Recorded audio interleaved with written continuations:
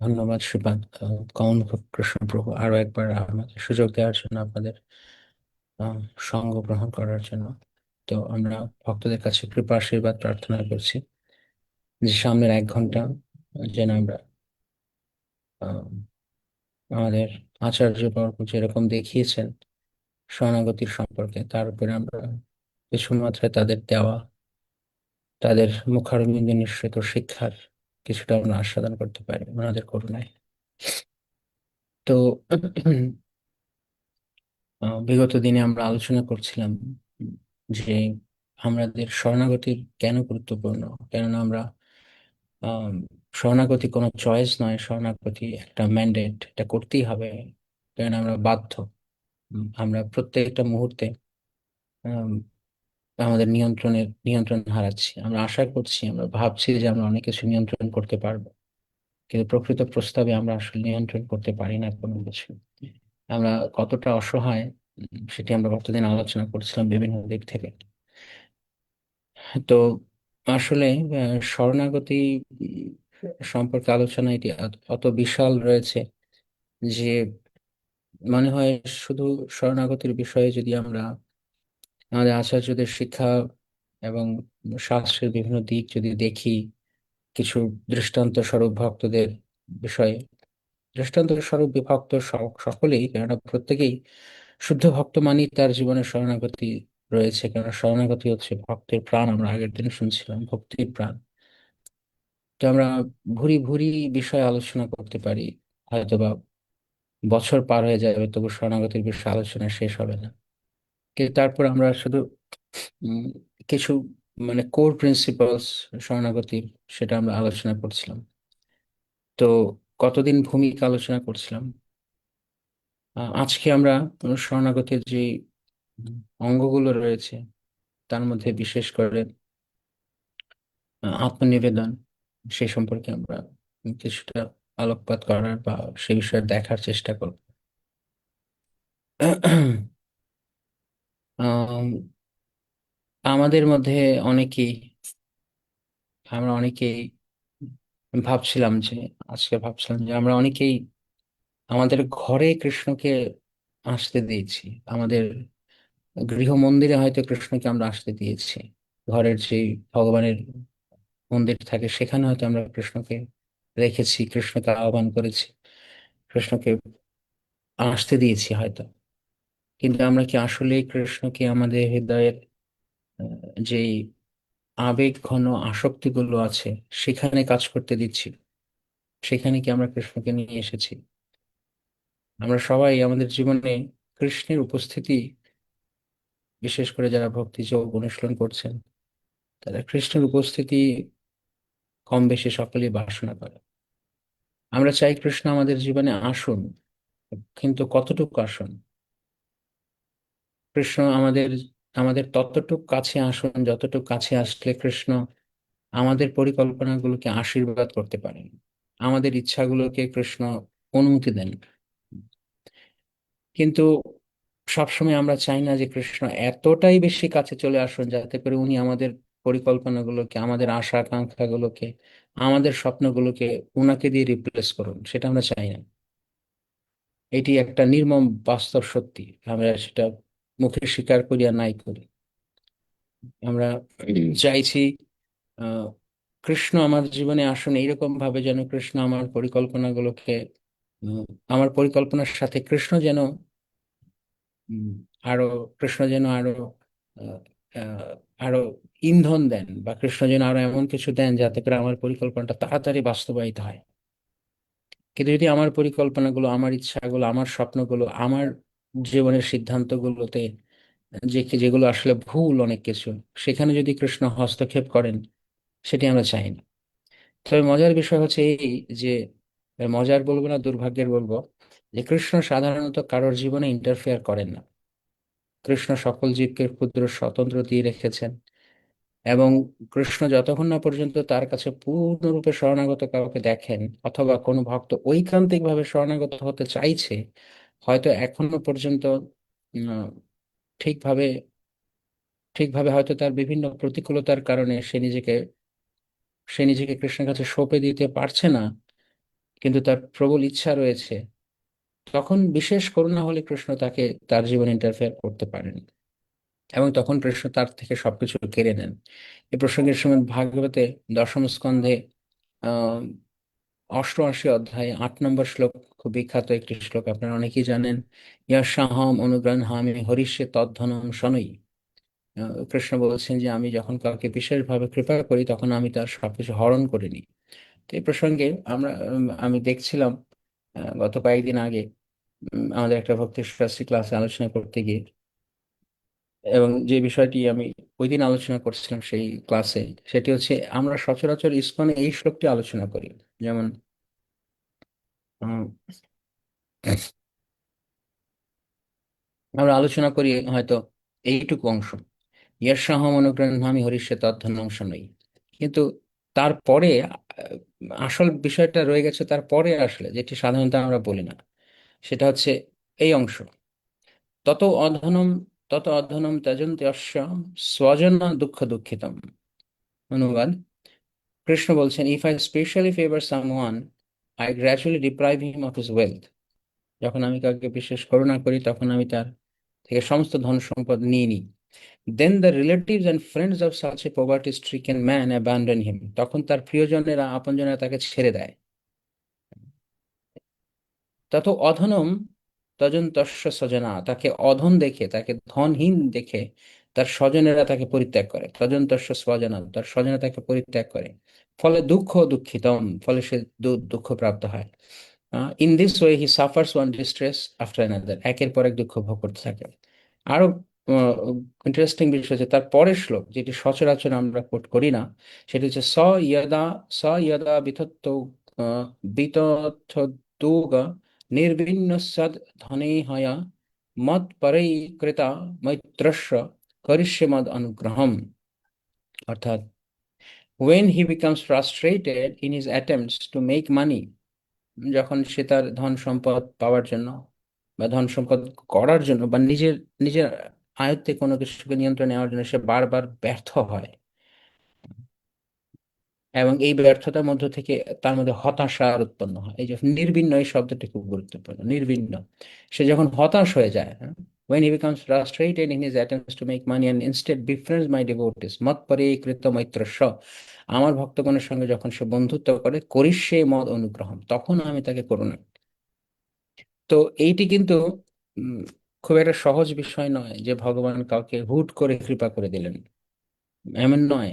তাই আমরা যতক্ষণ না পর্যন্ত সত্যি সত্যি আমরা শরণাগত হওয়ার জন্য প্রস্তুত আছি, ততক্ষণ পর্যন্ত উম, কৃষ্ণ অনেকটা দূরেই থাকছেন। আমরাও চাইছি অনেকটা সেরকম, যে কৃষ্ণ দূরেই থাকুন, যেটা বললাম, কৃষ্ণ আসুন আমার জীবনে।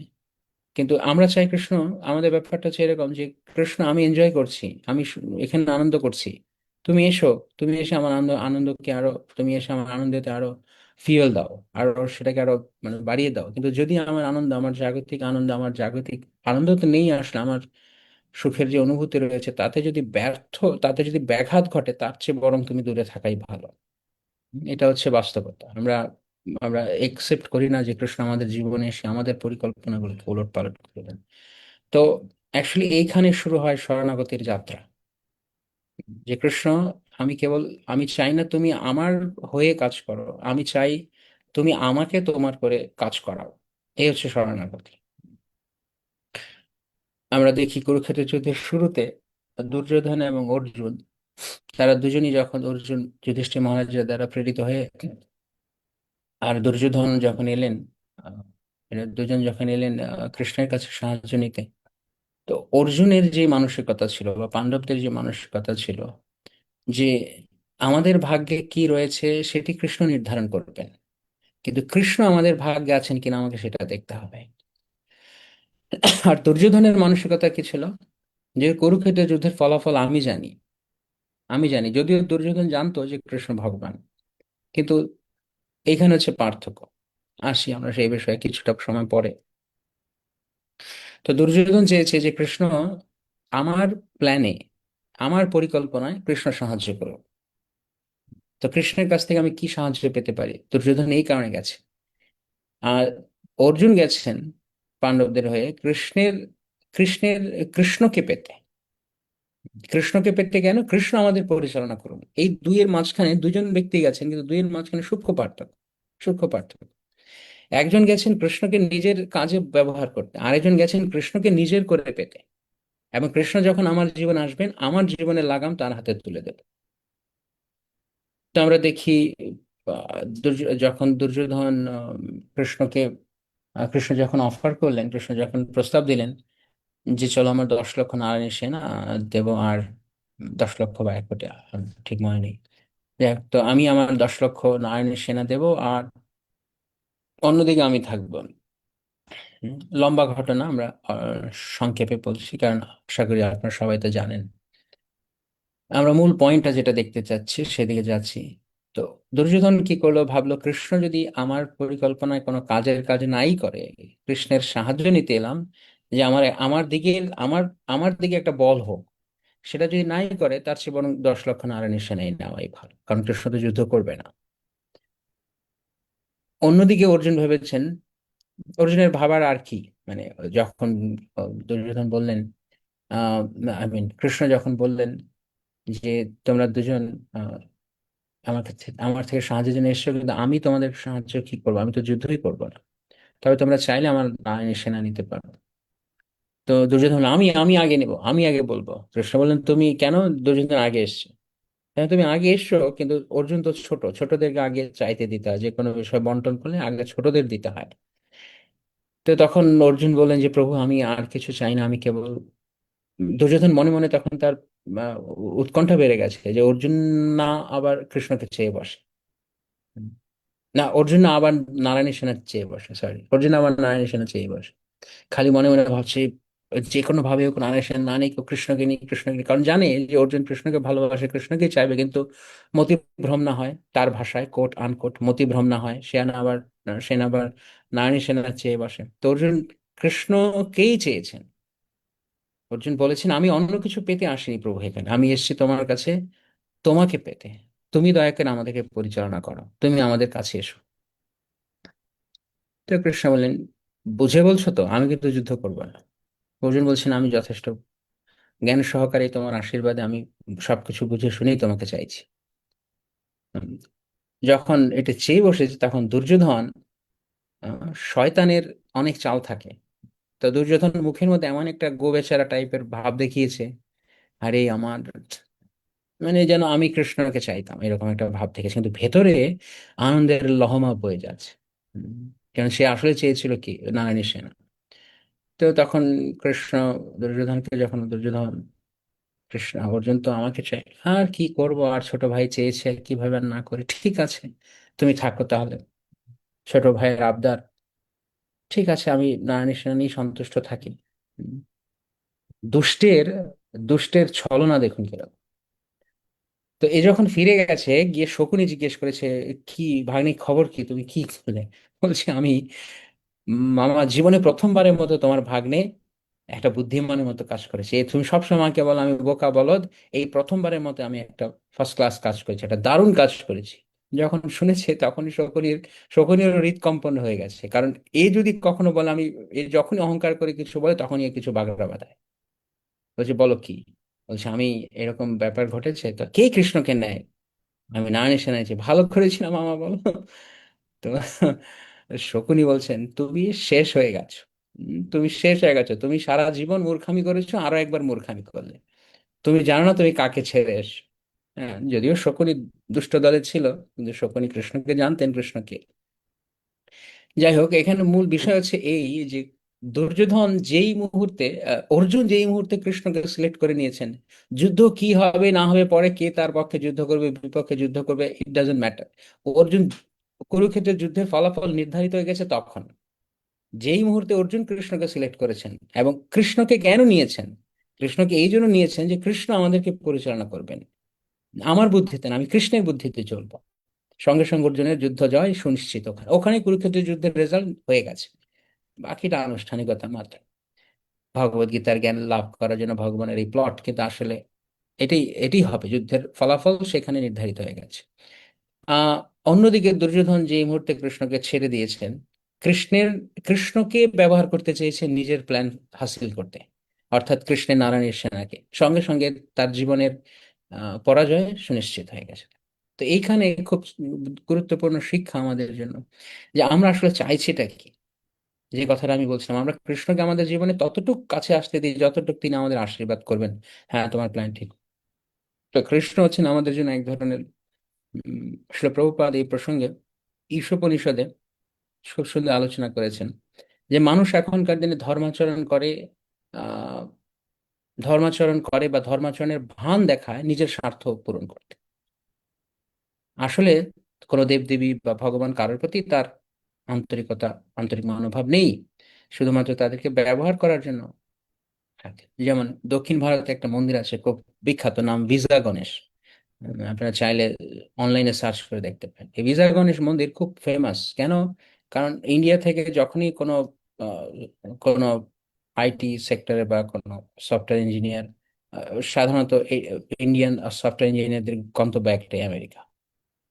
তো যখন যাওয়ার চেষ্টা করবে, এবার ভিসা হচ্ছে না, ইমিগ্রেশনে কোনোভাবে আটকে যাচ্ছে। ইমিগ্রেশন, আমেরিকান ভিসা এত ইজি নয় পাওয়া। তো যখনই আটকে যাচ্ছে, তখন পরে ফিরে এসে যে ভিসা গণেশকে পূজা দিয়েছে, মানে সেই গণেশ পূজা দিয়েছে, তো বলা হয় যে গণেশের আশীর্বাদে নাকি তাদের সব ঝামেলা কেটে গেছে, তারা ভিসা পেয়ে গেছে। তো এই জন্য সেটা টেম্পলটার নাম, মন্দিরটার নাম ফেমাস ভিসা গণেশ। চাইলে গুগল করে দেখতে পারেন, খুব ফেমাস। তো এখানে আসলে কি করলো লোক? লোক কি আসলে গণেশের পূজা করলো? লোক কি আসলে গণেশের কাছে আত্মসমর্পণ করেছে? না, আসলে কি চেয়েছে? গণেশকে সার্ভেন্ট হিসেবে ব্যবহার করেছে, অনেকটা তার ইচ্ছা পূর্তির জন্য ব্যবহার করেছে। তো এরা হচ্ছে আহ, এরা হচ্ছে লোক দেখানো ধর্মধ্বজী, যারা ধর্মকে দেখায় যে আমি ধর্ম পালন করছি, কিন্তু আসলে তা নয়। তো একটা একটা খুব অনেস্ট কোয়েশ্চেন আমাদেরকে করতে হবে, খুব সততার সাথে একটা প্রশ্ন আমাদেরকে করতে হবে, যারা কৃষ্ণ ভাবনামৃতে আমরা এসেছি। আমরা কি আসলে কৃষ্ণকে পাওয়ার জন্য এখানে এসেছি, না অন্য কিছু? কি কারণে আমরা ইসকন এসেছিলাম? আজ থেকে 20 বছর, 30 বছর, 40 বছর, 50 বছর আগে হয়তো আমরা এসেছি কেউ। আমরা কেন ইসকনে এসেছি? আসলে প্রভুপাদের সেই চরণ ছায়াতে আমরা কেন এসেছি? আমরা কি পেতে এসেছি? আমরা কি এই জগতে কোনো এস্টাবলিশমেন্ট পেতে এসেছি, না কৃষ্ণকে পেতে এসেছি? কৃষ্ণ ভাবনামৃত সংস্থার উদ্দেশ্য একটাই, কৃষ্ণকে দান করা। আসলে প্রভুপাদ আত্মজ্ঞান লাভের পন্থা লিখছেন, guru has no other business than to give you Krishna. গুরুর একটাই কাজ, কৃষ্ণ ছাড়া আর কিছু দেওয়া না।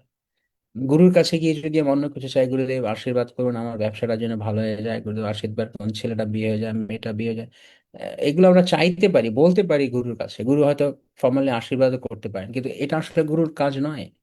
ব্যাপারটা এরকম যে যে আপনি মার্সিডিজ বেঞ্চ পেয়েছেন, কিন্তু মার্সিডিজ বেঞ্চ দিয়ে আপনি হাল চাষ করছেন। মার্সিডিজ বেঞ্চ হাল চাষের জন্য বলদ থাকে, ষাঁড় থাকে, বা হাল চাষের জন্য ট্রাক্টর থাকে, মার্সিডিজ বেঞ্চ কেন? তো যখন আমরা জীবনে কৃষ্ণের মতো মহামূল্যবান অমূল্য রত্ন পেয়েছি, তখন সেটি দিয়ে আমরা অন্য কিছু চাইছি কেন? আমি কি আসলে কৃষ্ণের কাছে শরণাগত হয়েছি? কোন এক ধোপা হয়তো ভাগ্যক্রমে কোনো না কোনো ভাবে সে একটা হিরে পেয়ে গেছে। সে ভাবছে ধোপা কাপড় ধোয়ার সময় কাপড় ঘষার জন্য কিছু পাথর পায় না, ওই হিরে দিয়ে ঘষছে। তো কি যখন কেউ দেখেছে, আশ্চর্য হচ্ছে, আরে অদ্ভুত, কি রে পাগল, হিরে পেয়েছো তুমি, সারা জীবনের সমস্ত দারিদ্র দূর হতে পারে, তুমি হিরে দিয়ে কাপড় ঘষছো। তা আমাদের অবস্থা ওই ধোপার মতো হয়ে গেছে অনেকটা। আমরা কৃষ্ণকে পেয়েছি, কিন্তু আমরা কৃষ্ণের কাছে কিছু চাইছি। কৃষ্ণ দিলে সব দিতে পারেন, কৃষ্ণ কি না দিতে পারেন? অন্য কারো কাছে তো যাওয়ারই দরকার পড়ে, দেবদেবী বা অন্যান্য কারো কাছে যাওয়ার কোনো আবশ্যকতা নেই। কিন্তু তারপরেও যদি আমরা কৃষ্ণ তবুও অনেক করুণাময়, তিনি বলছেন অকাম সর্ব কাম বা মোক্ষ কাম দারধি তীব্রেণ ভক্তি যোগেন যজতি পুরুষম পরম। আমি শ্রীমদ্ ভাগবত সূত্র গোস্বামী বললেন। তো কারো যদি সম্পূর্ণ কামনা বাসনা থাকেও সে কৃষ্ণের কাছে আসতে পারে, এটি তাকে প্রথম এক্সেস দেওয়া হচ্ছে। কিন্তু আমাদের বোঝা উচিত যে আমি যখন কৃষ্ণের কাছে এসেছি, কৃষ্ণ সব দিতে পারেন আমাকে, কিন্তু আমি কি নিব কৃষ্ণের কাছ থেকে? আমার কি চাওয়া উচিত কৃষ্ণের কাছ থেকে? কৃষ্ণ সবচাইতে মূল্যবান বস্তু দিতে পারেন, তাহলে সবচাইতে মূল্যবান বস্তু কি? কি হতে পারে সমগ্র সৃষ্টিতে? কৃষ্ণ। কৃষ্ণ ছাড়া আর কি মূল্যবান বস্তু হতে পারে? এবং কৃষ্ণ এত দয়াময়, কৃষ্ণ তিনি চাইলে নিজেকেও দিয়ে দেন। সাধারণত বলা হয় যে, যেমন শ্রী চৈতন্য ভাগবতে বলা আছে, ভক্তে যদি ছুটে ভক্তি মুক্তি দিয়া কবু ভক্তি না দেন রাখেন লুকাইয়া। সবকিছু কৃষ্ণ দিয়ে দিতে পারেন, কিন্তু শুদ্ধ ভক্তিটা দেন না কেন? কারণ ভক্তি রসম সিন্ধুতে শ্রী রূপ গোস্বামী পাদ বলছেন, কৃষ্ণ ভক্তি সুদুর্লভা। কৃষ্ণ যদি কারো কাছে ভক্তি যদি কেউ পেয়ে যায়, তাহলে কৃষ্ণ তার কাছে বিকৃত হয়ে যায়। কিন্তু ভক্তকেও এমন ভক্ত হতে হবে, নাছোড় বান্ধা হতে হবে, যে কৃষ্ণকে না দেওয়ার পর আর কিছু চাই না, আর কিছু চাই না। তো এইভাবে আমরা সবচাইতে মূল্যবান বস্তু কৃষ্ণকে চাইতে পারি। তো শরণাগতি এইখান থেকে শুরু হয়, যে কৃষ্ণ, আমি আমার যা কিছু রয়েছে আমি সেই সবকিছু জলাঞ্জলি দিয়েছি তোমার কাছে। তো এই প্রসঙ্গে আমরা দুই একটা উদাহরণ দেখি, যেমন আমরা অর্জুনের কথা বলছিলাম না, তো অর্জুন যখন আহ, যখন যুদ্ধ শুরু হলো, কুরুক্ষেত্রের যুদ্ধ শুরু হলো, মানে শুরু হলো বলতে কৃষ্ণ রথ উভয় দলের মাঝখানে স্থাপন করলেন, অর্জুন দেখলেন যে আহ, যে আহ, অপরদিকে তার সব আত্মীয় স্বজনেরা আছেন। তো ওই পরিস্থিতিতে অর্জুন বিচলিত হয়ে গেলেন, তিনি কনফিউজড হয়ে গেলেন, তিনি কি করবেন। তো প্রাথমিকভাবে অর্জুনের কনফিউশন ছিল, অর্জুন বুঝতে পারছেন না কি করবেন, যেটা আমরা গতদিন বলছিলাম। শেষে অর্জুন কি বলেন, কৃষ্ণ তুমি দেখো, আমি তোমার কাছে আত্মসমর্পণ করছি। হুম। তো এইটি শরণাগতির একটা জায়গা। এটা একটা দিক কি, যে কেউ, কারোর মধ্যে বাধা আসতে পারে, কারোর মধ্যে কনফিউশন আসতে পারে, সংশয় আসতে পারে, কিন্তু আহ, কিন্তু তারপরও সে ভগবানের কাছে নিজেকে সমর্পণ করেছে, সমর্পণ করেছেন। তো এটি খুব সূক্ষ্ম একটা দিক।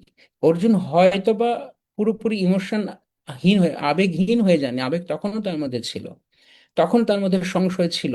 কিন্তু তিনি একটা কাজ ঠিক করেছেন, যে তার হৃদয়টা যদিও মানে দুই ভাগে বিভক্ত হয়ে গেছে, অর্ধেক বলছে যুদ্ধ করবো, অর্ধেক বলছে যুদ্ধ করবো না, but he took the vary right decision. ওই সময় অর্জুন কি করলেন, নিজেকে কৃষ্ণের কাছে সঁপে দিলেন। তিনি কি করলেন, যে তিনি তার যে স্বাধীন মনোবৃত্তি ছিল, তার যে স্বাধীন মানসিকতা ছিল, যে আমি কি করব, আমি কি করব এখন, আমি কি যুদ্ধ করব, আমি কি যুদ্ধ করব না, এই যে দুইয়ের যে টানাপোড়েন, তার থেকে অর্জুন নিজেকে নিজেকে সঁপে দিয়েছেন কৃষ্ণের কাছে। তো অনেক সময় এটা শরণাগতির একটা প্রাথমিক দিক, যে আমি হয়তো বা পুরোপুরি রূপে সংশয় মুক্ত হইনি, কিন্তু শ্রী গুরুদেব এবং শ্রী কৃষ্ণ ভগবান, তার কাছে, even with my confusion I surrender myself to you Krishna, I accept your guidance Krishna. এটা অর্জন করলেন। হ্যাঁ, আমি হয়তো কনফিউজড কৃষ্ণ, আমি জানি না আমি কি করব, আমি আমার সমস্ত সংশয় নিয়ে আমি তোমার কাছে নিজেকে সমর্পণ করছি। এবং ফাইনালি আমরা যেটা দেখি, অর্জুন যখন সংশয় মুক্ত হলেন, তিনি বলেন করিষ্যে বচনন্তম। তো শরণাগতি আহ, মানে এই নয় যে, শরণাগতি মানে এই নয় যে কেবল কি বলা যায়, যে আমি একদিন খুব উন্নত হব, তারপর আমি ভগবানের কাছে শরণাগত হবো। আমরা যে যেখানে আছি, যে জায়গা থেকে আছি, সেই জায়গা থেকে আমরা শুরু করতে পারি, কমসে কম শুরু করে দিন। কি, যে আমার প্রেফারেন্স নয়, আমি কি পছন্দ করি তা নয়, কৃষ্ণ কি চান, এখান থেকে শুরু হোক। আমার জীবন কৃষ্ণ সাজান, আমি না সাজাতে চাই। আমরা দেখি বলি মহারাজের ক্ষেত্রে, যখন বলি মহারাজ, কৃষ্ণ তাকে, তার থেকে সবকিছু নিয়ে নিলেন, যখন কিনা বলি মহারাজ তার সম্পদ, তার রাজত্ব, তার ত্রিভুবনের আধিপত্য সব কৃষ্ণকে দিয়ে দিয়েছেন, তার অধিকারে যা কিছু ছিল। কিন্তু কৃষ্ণ আরো গভীর শরণাগতি তার থেকে, আরো গভীর আত্মনিবেদন তার থেকে পরীক্ষা করেছেন।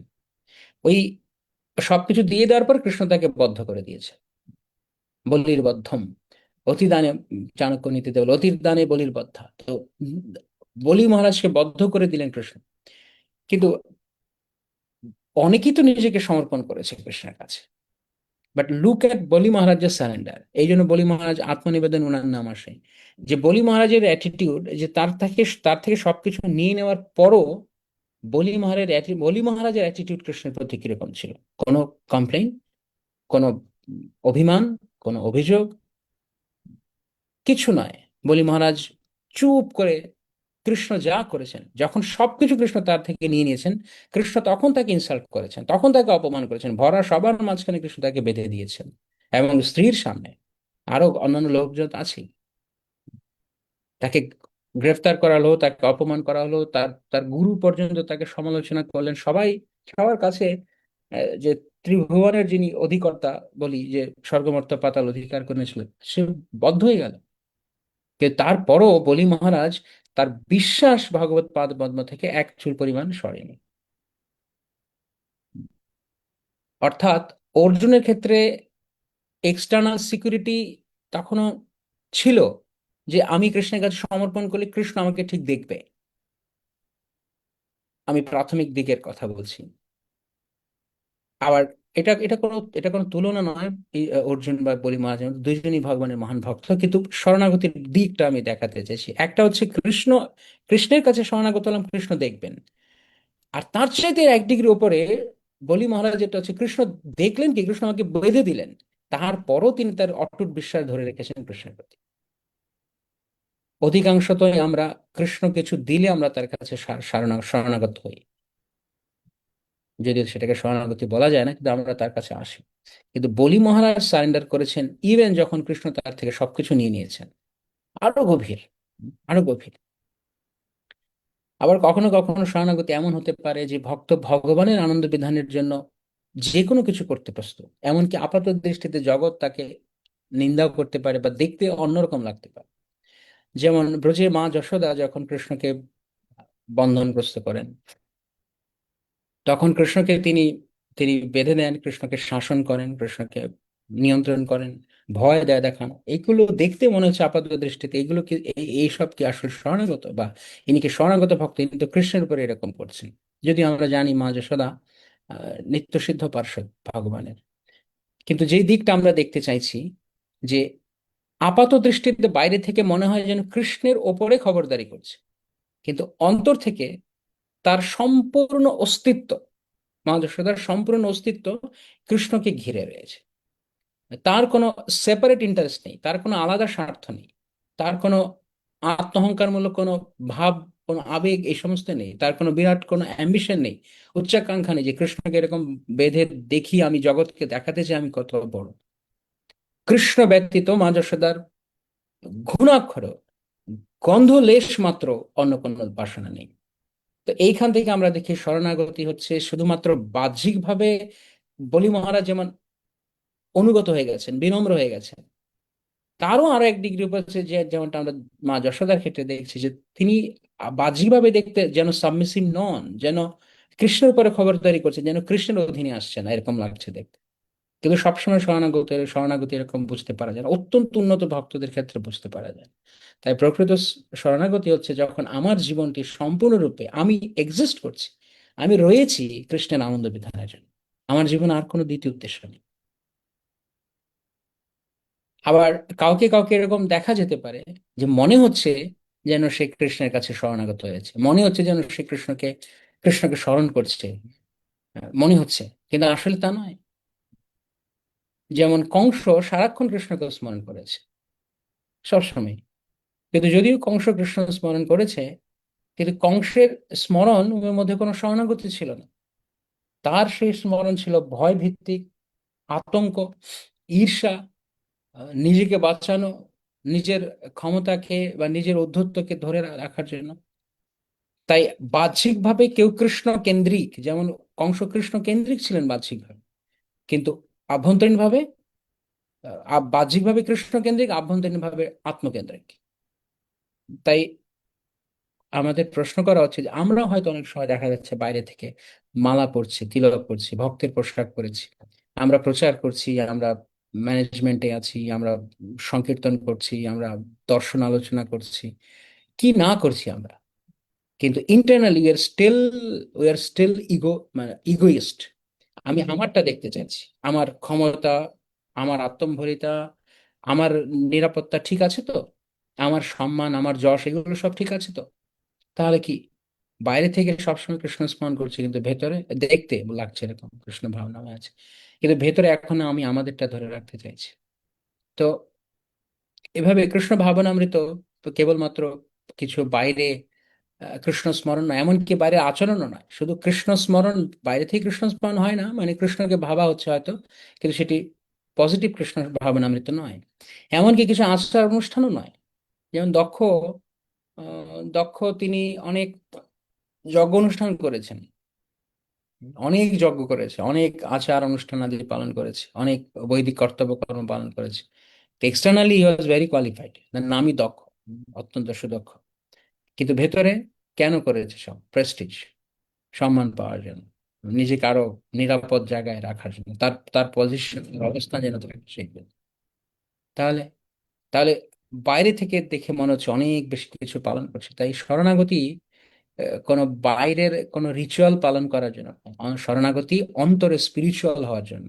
বাইরে রিচুয়াল নয়, অন্তরে স্পিরিচুয়াল, অন্তরে কৃষ্ণ ভাবনাময় হওয়ার জন্য।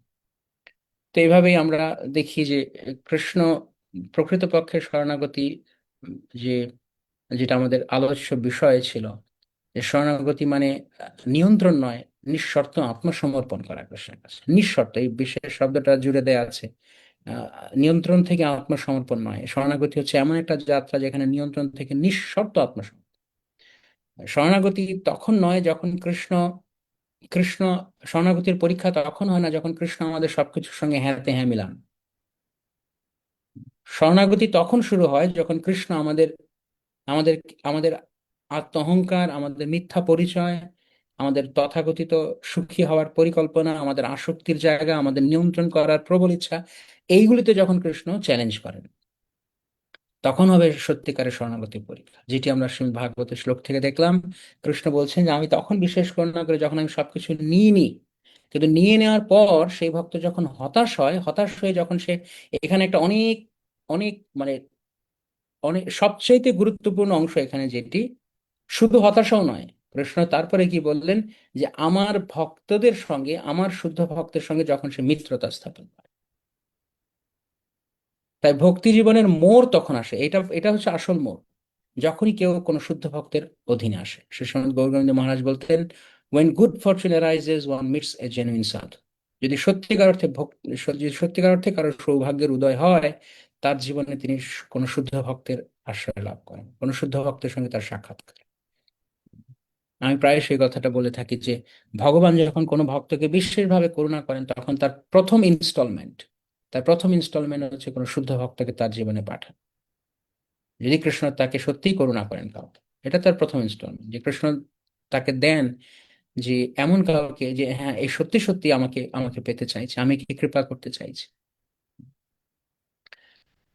কৃষ্ণ যদি কৃপা করেন কোনো ভাগ্যবানী, গুরু অন্তর্যামী রূপে শিখায় আপন। কৃষ্ণ দুই ভাবে আমাদেরকে সাহায্য করেন, অন্তরে অন্তর্যামী রূপে আর বাইরে গুরু রূপে। তো যখন কোনো শুদ্ধ ভক্তের আশ্রয় আসে, তখন আমরা পরিবর্তন হতে পারি। তো একটা ভজনের মধ্যে শিল ভক্তিবিনোদ ঠাকুর মহাশয়, তিনি শরণাগতির অনেক ভজন লিখেছেন। তিনি তার মধ্যে একটা ভজন আমরা যদি দেখি, এখানে তিনি প্রায় সবগুলো বিষয় কভার করেছেন। শরণাগতি কি, কখন শরণাগত হয়, শরণাগতি ধরে রাখতে গেলে কি করতে হবে, সবকিছু পুরো মানসিকতা একটা জায়গায়। তো এই ভজন আপনারা অনেকেই জানেন, হ্যাঁ, খুব বিখ্যাত ভজন। শরণাগতির একটা, মানস দেহ গেহ যো কিছু মোর, অর্পিলু তুয়া পদে নন্দকিশোর। হে নন্দকিশোর, হে নন্দনন্দন, হে নন্দের পুত্র কৃষ্ণ, আমার যা কিছু রয়েছে প্রভু, আমি সবকিছু তোমার শ্রীচরণে অর্পণ করতে চাই। তো তার প্রথমে তিনি কি বলছেন, একদম শুরুতে তিনি কি বলে শুরু করছেন, তিনি বলছেন মানস, মানস। তো শ্রীমদ্ ভাগবতমেও অম্বরীশ মহারাজের কথা যখন বলা আছে, তখন প্রথমেই বলা আছে সবই মনঃ কৃষ্ণ পদারবিন্দ। সবার প্রথমে মনকে কৃষ্ণকে অর্পণ করার জন্য। কারণ এর দ্বারা বোঝানো হচ্ছে, যতক্ষণ মন কৃষ্ণকে অর্পিত হয়নি, যতক্ষণ পর্যন্ত মন কৃষ্ণকে দেওয়া হয়নি, ততক্ষণ পর্যন্ত শরণাগতি শুরু হয়নি, সত্যিকার অর্থে শরণাগতি শুরু হয়নি। তাই প্রথমেই মানস, মানস। আমার চিন্তা কি কৃষ্ণকে কেন্দ্র করে ঘুরছে? আমার ভাবনায় কি কৃষ্ণ? আমার আসক্তির জায়গাগুলোতে কি কৃষ্ণ?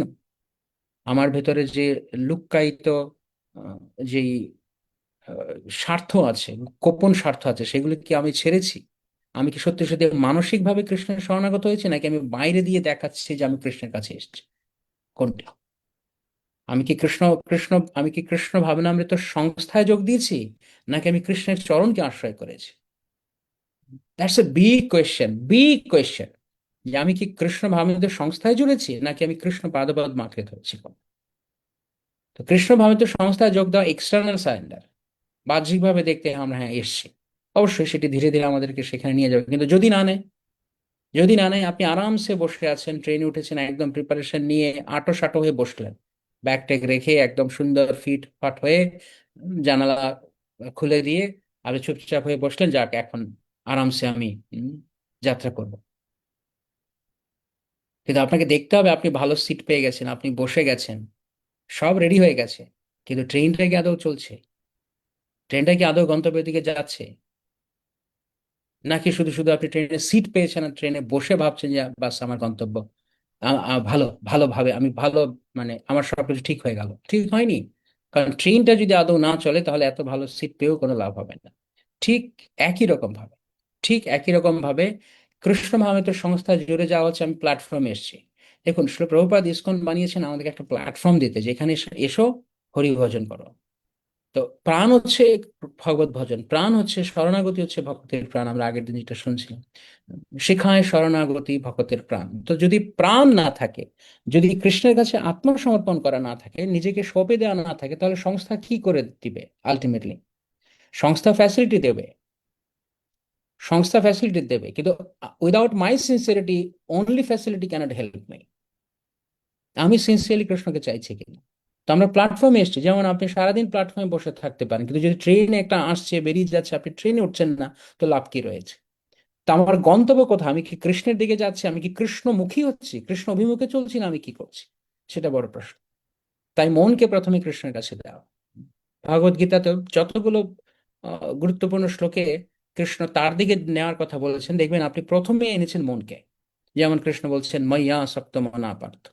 কৃষ্ণ 647 কনক্লুশন দিচ্ছেন যখন ফার্স্ট 6টা অধ্যায়, সেখানে কৃষ্ণ কি বলছেন?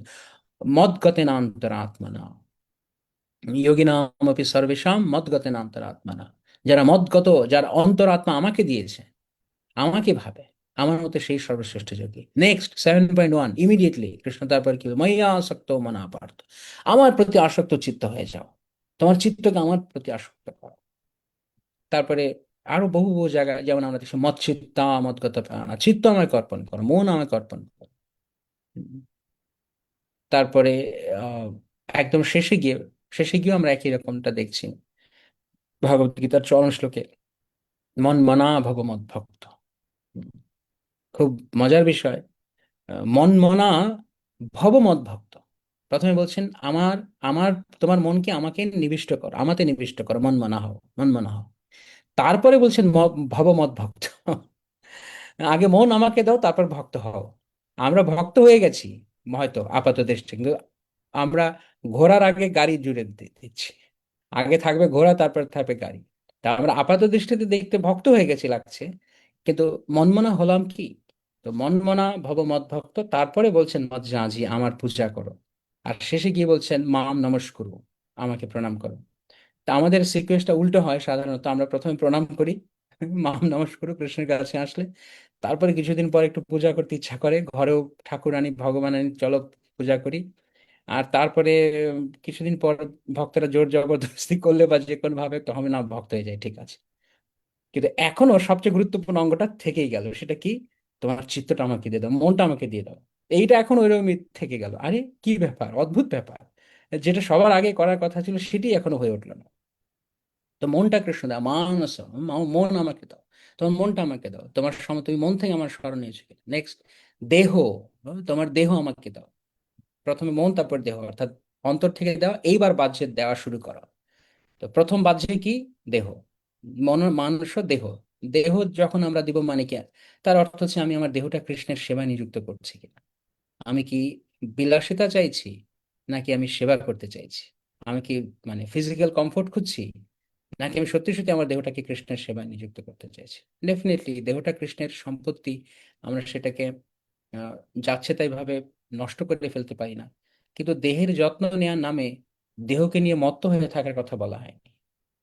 আপনার কাছে খুব দামি একটা গাড়ি আছে, আপনি সারাক্ষণ গাড়িটাকে শুধু তাকিয়েই আছেন।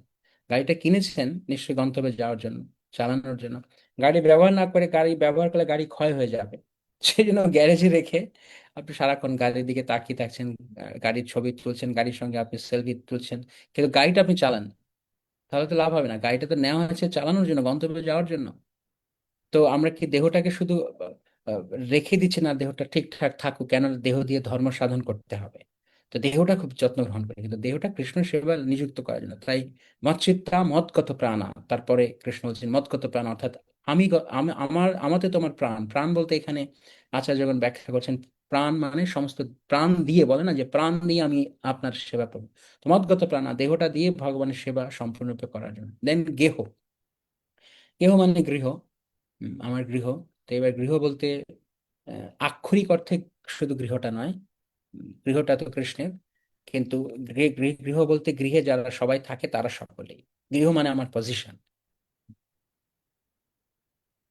আমাদের ভারতবর্ষে অনেক জায়গাতে স্লোগান আছে বিভিন্ন কোম্পানির, আপ আপকা মাকান আপকা পেহচান। উম, আপকা মাকান আপকা পেহচান, আপনার বাড়ি আপনার পরিচয়। মানে এই বাড়ি হচ্ছে ফলসিগর একটা অনেক বড় জায়গা। আমার একটা সুন্দর বাড়ি আছে। তো অনেকেই আছি যে বাড়ি, ঘরে বৈষ্ণবদের নিয়ে আসার উদ্দেশ্য হচ্ছে আসলে বাড়িটা দেখানো। এটা দেখবেন আমার বাড়িটা কত সুন্দর। আমি গৃহে বৈষ্ণব এনেছি এই জন্য না যে বৈষ্ণবের সেবা করার জন্য, আমার বাড়িটা কত সুন্দর দেখে যাবে। Anyway, এগুলো সূক্ষ্ম ব্যাপার। তো কেহ মানে আমার পজেশনের মধ্যে কি কি আছে, আমার অধিকারের মধ্যে কি কি আছে। শুধুমাত্র ঘরটা নয় আক্ষরিক অর্থে। আমার পরিবারে যারা রয়েছে এরা সবাই কৃষ্ণের। আমি কি তাদেরকে কৃষ্ণের বলে দেখছি? আমি কি তাদের কৃষ্ণের বলে মনে করছি? কৃষ্ণ কেন্দ্রিক জীবনযাপন করা, কৃষ্ণ কেন্দ্রিক জীবনযাপন করা মানে এই নয় যে আপনি ফিতে টেনে ঘরের চার কোণা মেপে, যেখানে ঘরের মাঝখানে হয় কেন্দ্র, সেখানে কৃষ্ণের একটা অল্টার বানালেন। দ্যাট ডাজন্ট মিন কৃষ্ণ কেন্দ্রিক। কেন্দ্রে কৃষ্ণ আছে, সেন্টারে কৃষ্ণ আছে। কৃষ্ণ কেন্দ্রিক মানে কৃষ্ণময়, কৃষ্ণকে নিয়ে জীবন। ভক্তের সারাদিনের পরিকল্পনা সব কৃষ্ণকে নিয়ে। স্বাভাবিকভাবেই যখন আপনি কাউকে এরকম ভালোবাসবেন, কৃষ্ণ আমাদের ঘরের ফর্মাল গেস্ট নন। গেস্ট হচ্ছে আপনি আসুন, বসুন, প্রসাদ পান, 2-4 দিন থাকুন, বাস, টাইম মতো দয়া করে বিদায় নিন, বা এরকম মনোভাব। কৃষ্ণ আমাদের এরকম গেস্ট নন যে কৃষ্ণ এসো আমার জন্য, ঠিক আছে আমার কি কি লাগে, হ্যাঁ খুব ভালোভাবে আমি তোমার সেবা যত্নার্থে করে দিলাম, ব্যাস এবার তুমি তোমার আসনে গিয়ে বসো, আমাদের জীবন আমাদের উপভোগ করতে দাও। না, ভক্ত এরকম না। প্রকৃত ভক্তের জীবন এরকম না। প্রকৃত ভক্তের জীবন কৃষ্ণ তার প্রাণ। যেমন প্রাণ ছাড়া আমরা, প্রাণ বায়ু ছাড়া আমরা এক মুহূর্ত চলতে পারি না, কৃষ্ণ প্রাণ বায়ু। যো কিছু মোর, গৃহ, গৃহের মধ্যে যা কিছু আছে, আহ, তাই শরণাগতি মানে আসলে, শরণাগতি মানে আমার কিছু বস্তু কৃষ্ণকে দেওয়া নয়, আমার আমিত্বকে কৃষ্ণকে দেওয়া। আমার মধ্যে যে আমিত্ব আছে, আমার মধ্যে যে আমারত্ব আছে, সেটা কৃষ্ণকে দেওয়া। সেই জন্য ঠাকুর মহাশয় তার আরেকটা ভজনে বলছেন, আমার বলিতে প্রভু আর কিছু নাই, আর কিছু নাই, তুমি আমার মাত্র পিতা বন্ধু ভাই। এই যে সারেন্ডার করা, এই যে শরণাগত হওয়া, অর্থাৎ এই যে মানে সাবমিশন, দিয়ে দেওয়া, কি দিয়ে দেওয়া, আমার বলিতে প্রভু কিছু নাই আর, আমার বলতে কিছু নেই, যা কিছু আছে সবকিছু তোমার। এই যে মানসিকতা, এইটাই প্রকৃত শরণাগত। নিজেকে সঁপে দেওয়া, নিজের সবকিছু কৃষ্ণকে দিয়ে দেওয়া। যো কিছু মোর, তারপরে বলা হচ্ছে যো কিছু মোর, অর্থাৎ যা কিছু আমি আমার বলে মনে করি বা যা কিছু আমি আমার বলে বলছি। খুব চমৎকার পয়েন্ট এটি। আহ, যে যেটা বলছিলাম যে সমস্যাটা পজিশন নয়, সমস্যাটা হচ্ছে পজিটিভনেস। দুটো জিনিস, একটা হচ্ছে পজিশন, একটা হচ্ছে পজিটিভনেস। অর্থাৎ একটা হচ্ছে আমার আয়ত্তে কি কি আছে, আর একটা হচ্ছে আমি সেগুলোর নিয়ন্ত্রণে আছে সেটা মনে করা, এগুলো আমার, এটা মনে করা। তাই ভক্তের জীবনে পজিশন হয়তো অনেক কিছু থাকতে পারে, কিন্তু ভক্তের মধ্যে পজিটিভনেস নেই। আপনার ঘরে অনেক কিছু থাকতে পারে, আপনার পুত্র পরিবার অনেক কিছু থাকতে পারে, কিন্তু তাদেরকে কি আপনি আপনার বলে মনে করেন? প্রোপ্রাইটারশিপ, পজিটিভনেসটা ভক্তের নেই। কৃষ্ণ এটাকে ছেড়ে দিতে বলেছেন। কৃষ্ণ বলেননি, কৃষ্ণ লোভী নন, কৃষ্ণ ভিখারি নন, কৃষ্ণ গরিব নন, দরিদ্র নন, যে আমার কাছে এসেছেন আমার সবকিছু নিয়ে যাওয়ার জন্য। তার সবকিছু আছে, তিনি বৈকুণ্ঠের নায়ক, তার কিসের অভাব? কিন্তু তিনি চান, তিনি আমার ঘরের জিনিস চান না, তিনি আমাকে চান। কিন্তু আমরা অনেক সময় মনে করি আমি কোনো কিছু দিয়ে দিলাম, বাস আমার কাজ খতম হয়ে গেল। কিন্তু কৃষ্ণ কোনো কিছু পেতে আসেন আমার কাছে, কৃষ্ণ চেয়েছেন তুমি আমার হও। তুমি যা কিছু আমাকে দিতে চাইছো সেগুলো আমি চাইছি না, এগুলো আমার ইতিমধ্যে আছে, তোমার কাছ থেকে আমার পাওয়ার দরকার নেই। অফকোর্স ভক্ত যখন দেন, নিজেকে দেন মানে সবকিছুই দিয়ে দেন। কিন্তু প্রথমে যেটা চাইছেন, তুমি তোমাকে আমাকে দাও, তোমাকে আমাকে দাও। তাই এই প্রোপ্রাইটারশিপ মেন্টালিটি, যে আমার কিছু নেই প্রভু, সবকিছু তোমার। ভালো মন্দ নাহি জানি সেবা মাত্র করি, তোমার সংসার তো, তোমার সংসারে আমি বিষয় প্রহরী। আমার কিছু নয় কৃষ্ণ, আমি পাহারাদার, আমি সিকিউরিটি গার্ড। দেখবে সিকিউরিটি গার্ড কোনো বিল্ডিং এ, সিকিউরিটি গার্ড এমন ভাবে কথা বলে, বাইরে থেকে কেউ আসলে তার কথার টোন শুনলে মনে হয় সে জানি, সে না জানি বাড়ির মালিক, সে জানি বিল্ডিং এর মালিক। কিন্তু আসলে সেটা সিকিউরিটি গার্ড হিসেবে সে পাহারা দেয় এই জন্য, আর কিছু না। তোমার সংসারে আমি বিষয় প্রহরী, আমি পাহারা দিয়ে দিচ্ছি, এরা সবাই তোমার এই জন্য। তারপর বলছেন ওর পিলু তোমা পদে, হে কৃষ্ণ আমি সমস্ত কিছু তোমার পাদ পদ্মে অর্পণ করি। এইখানেও আক্ষরিক অর্থে শুধু কিছু নিয়ে ভগবানের চরণে দেওয়া নয়। এটার আক্ষরিক ভাবেও দেওয়া, যা কিছু আছে ভগবানের সেবায় দেওয়া। আর একটা অন্তর থেকে এই কথা মনে করা যে আমি তোমার চরণে দিচ্ছি, কি দিচ্ছি, কি দিব আমি? আমার সময়, আমার ক্যারিয়ার, আমার ট্যালেন্ট, আমার আহ, নিজের আত্মাভিমান, আমার খ্যাতি, আমার যশ, যা কিছু আছে, আমার প্ল্যান পরিকল্পনা সব তোমার কৃষ্ণ। তুমি দেখো, তুমি দেখো। উম, আগের দিন আমরা এটা আলোচনা করছিলাম যে এর মানে অলসতা নয়, এর মানে ফাঁকিবাজি নয়, এর মানে ভরসা। ভরসাটা আপনি কোথায় করছেন?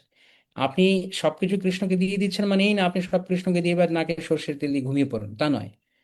করতে হবে আপনাকে, কিন্তু ভরসাটা কৃষ্ণতে। কৃষ্ণ তুমি যদি যা করো, অর্থাৎ তোমার প্ল্যানের সঙ্গে তুমি চলো, তোমার প্ল্যানের সঙ্গে আমাকে চলতে দাও কৃষ্ণ। ব্রজ, আমরা কিছুদিন আগে আলোচনা করেছিলাম এই বিষয়টি, যে ব্রজবাসী যারা ব্রজে থাকেন, ব্রজ মানে কি? ব্রজের একটা তো ব্রজ বৃন্দাবন, আরেকটা ব্রজের ব্যুৎপত্তিগত অর্থ হচ্ছে ব্রজ মানে বিচরণ করা। তো ভগবানের ভক্ত ভগবানের সঙ্গে বিচরণ করেন, সেই জন্য তাদের বলা হয় ব্রজবাসী। যিনি সর্বদা ভগবানের পরিকল্পনার সঙ্গে বিচরণ করেন, কৃষ্ণের যা পরিকল্পনা সেই অনুযায়ী তিনি যান, তিনি ব্রজবাসী। আক্ষরিক অর্থে যারা ব্রজবাসী তারা তো আছেন, কিন্তু যিনি কৃষ্ণের সঙ্গে নিজেকে দেন। সহজ কথা, কৃষ্ণের পরিকল্পনা কি? You come back to me, তুমি আমার কাছে ফিরে এসো, তোমার সমস্ত কিছু আমাকে দিয়ে দাও। ঠিক আছে কৃষ্ণ নাও। কিন্তু এখানে যে জিনিসটা বাদ সাধে সেটি হচ্ছে, সব কৃষ্ণকে দিয়ে দিব? কৃষ্ণ সব নিয়ে নেবেন, আমার কি হবে? আমি কি নিয়ে থাক? এই ভয় আমাদেরকে মেরে ফেলেছে। এই ভয়ের কারণে আমরা এগোতে পারছি না। যদি কৃষ্ণের কাছে শরণাগত হই, আমার কিছু থাকবে না, আর কৃষ্ণ আমার সব নিয়ে নেবেন। সব নিয়ে নিন কৃষ্ণ। যখন সুভাষ ঠাকুরের পুত্র মরে গেল, মারা গেল তার গৃহে, তখন মহাপ্রভু সুভাষের পুত্রকে উঠিয়ে তাকে দিয়ে কিছু তত্ত্বজ্ঞান দেওয়ার পর, তো সুভাষ ঠাকুরের পুত্র যখন আবার দেহ ছেড়ে দিলেন মহাপ্রভুর ইচ্ছায়, তখন মহাপ্রভু সুভাষ ঠাকুরকে বলেন, তুমি চিন্তা করো না, তোমার একটা পুত্র গেছে, কিন্তু তুমি যেই শরণাগতি, তুমি যেই আত্মসমর্পণ, তুমি যেই আমার প্রতি প্রেমের নিদর্শন দেখিয়েছো শ্রীবাস, তা জগতে অতুলনীয়। আজ থেকে আমি আর নিত্যানন্দ তোমার দুই পুত্র। একটা গেল, দুটো এলো। একজন গেলেন, দুজন এলেন।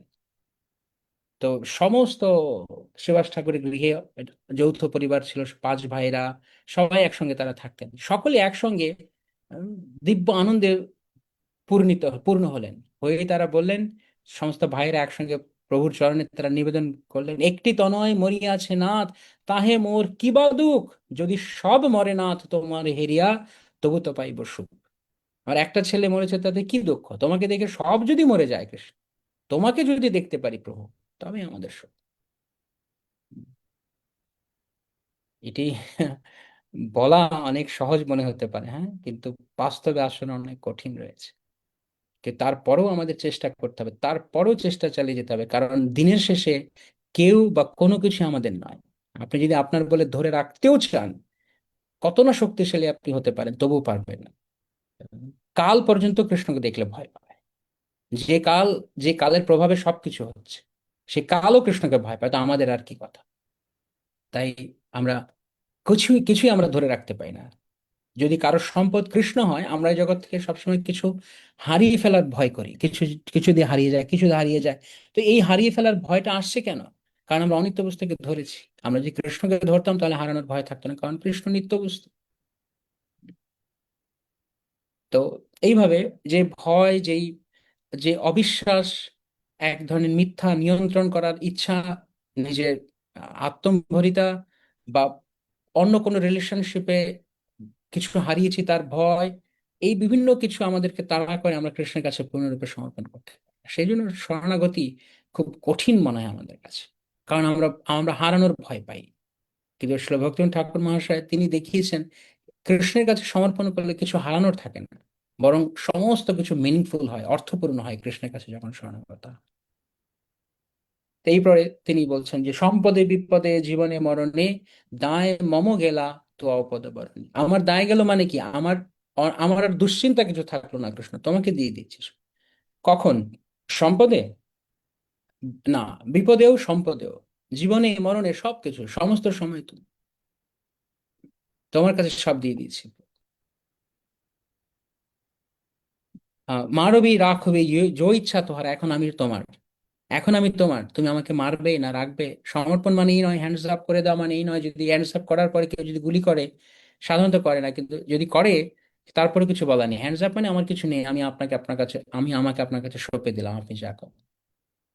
আমারও পালনো ভার এখনো তোমার, ঠাকুর মহাশয় প্রার্থনা গীতিতে বলছেন। নিত্য দাস প্রতি তোমার অধিকারা, তোমার অধিকার রয়েছে, তুমি যা করতে চাও। তারপরে খুব চমৎকার কথা তিনি বলছেন, আমরা অনেক সময় ভাবি যে এই যে কৃষ্ণের কাছে সমর্পণ করলে কৃষ্ণ আমাকে তার কাছে নিয়ে যাবেন, তো এই যে এত আশা করে রয়েছি, যদি কৃষ্ণ তার কাছে নিয়ে না যান, যদি আমাকে আবার জন্মগ্রহণ করতে হলে হতেও পারে, জন্মাওই মই ইচ্ছা যদি তোর, ভক্ত গৃহে জনি জন্ম হও যেন মোর। যদি আমাকে সত্যি জন্ম দাও তাহলে আমাকে যেন ভক্ত গৃহে আমার জন্য জন্ম হয়। এইখানে একটা সূক্ষ্ম বিষয় বলে রাখি, আমরা অনেক সময় ভাবি ভক্ত গৃহে জন্ম হলে আমাদের কেল্লাফতে কাজ হয়ে গেল, আর কিছু চিন্তার নেই। কিন্তু আপনি খেয়াল করে দেখেছেন কখনো, বহু ব্যক্তির ভক্ত গৃহে জন্ম হয়, বহু ছেলে মেয়েকে আমরা দেখি ভক্ত গৃহে জন্ম হয়, কিন্তু তারপরে আর ভক্তি জীবনটা থাকে না। সেটা যে কোনো কারণে হোক না কেন, থাকে না। সে নিজের অবহেলার কারণে হোক, বাবা মা নিয়ন্ত্রণ করতে না পারার কারণে হোক। তো এই যদি ভাবনা আমাদের মধ্যে আমরা নিয়ে রাখি যে আমার কেবল ভক্ত গৃহে জন্ম হয়ে যাক, এই জীবনে কিছু করতে পারলাম না ভালো, কোনো রকম একটা চালিয়ে গেলাম, পরের জীবনে করব।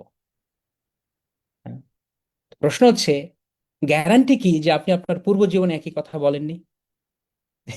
যে এই জীবনে কিছু করি, আগামী জীবনে সুযোগ পেলে কমপ্লিট করে দেবো, এই সেম কথা তো আমি আগের জীবনে বলে থাকতে পারি, তাই না?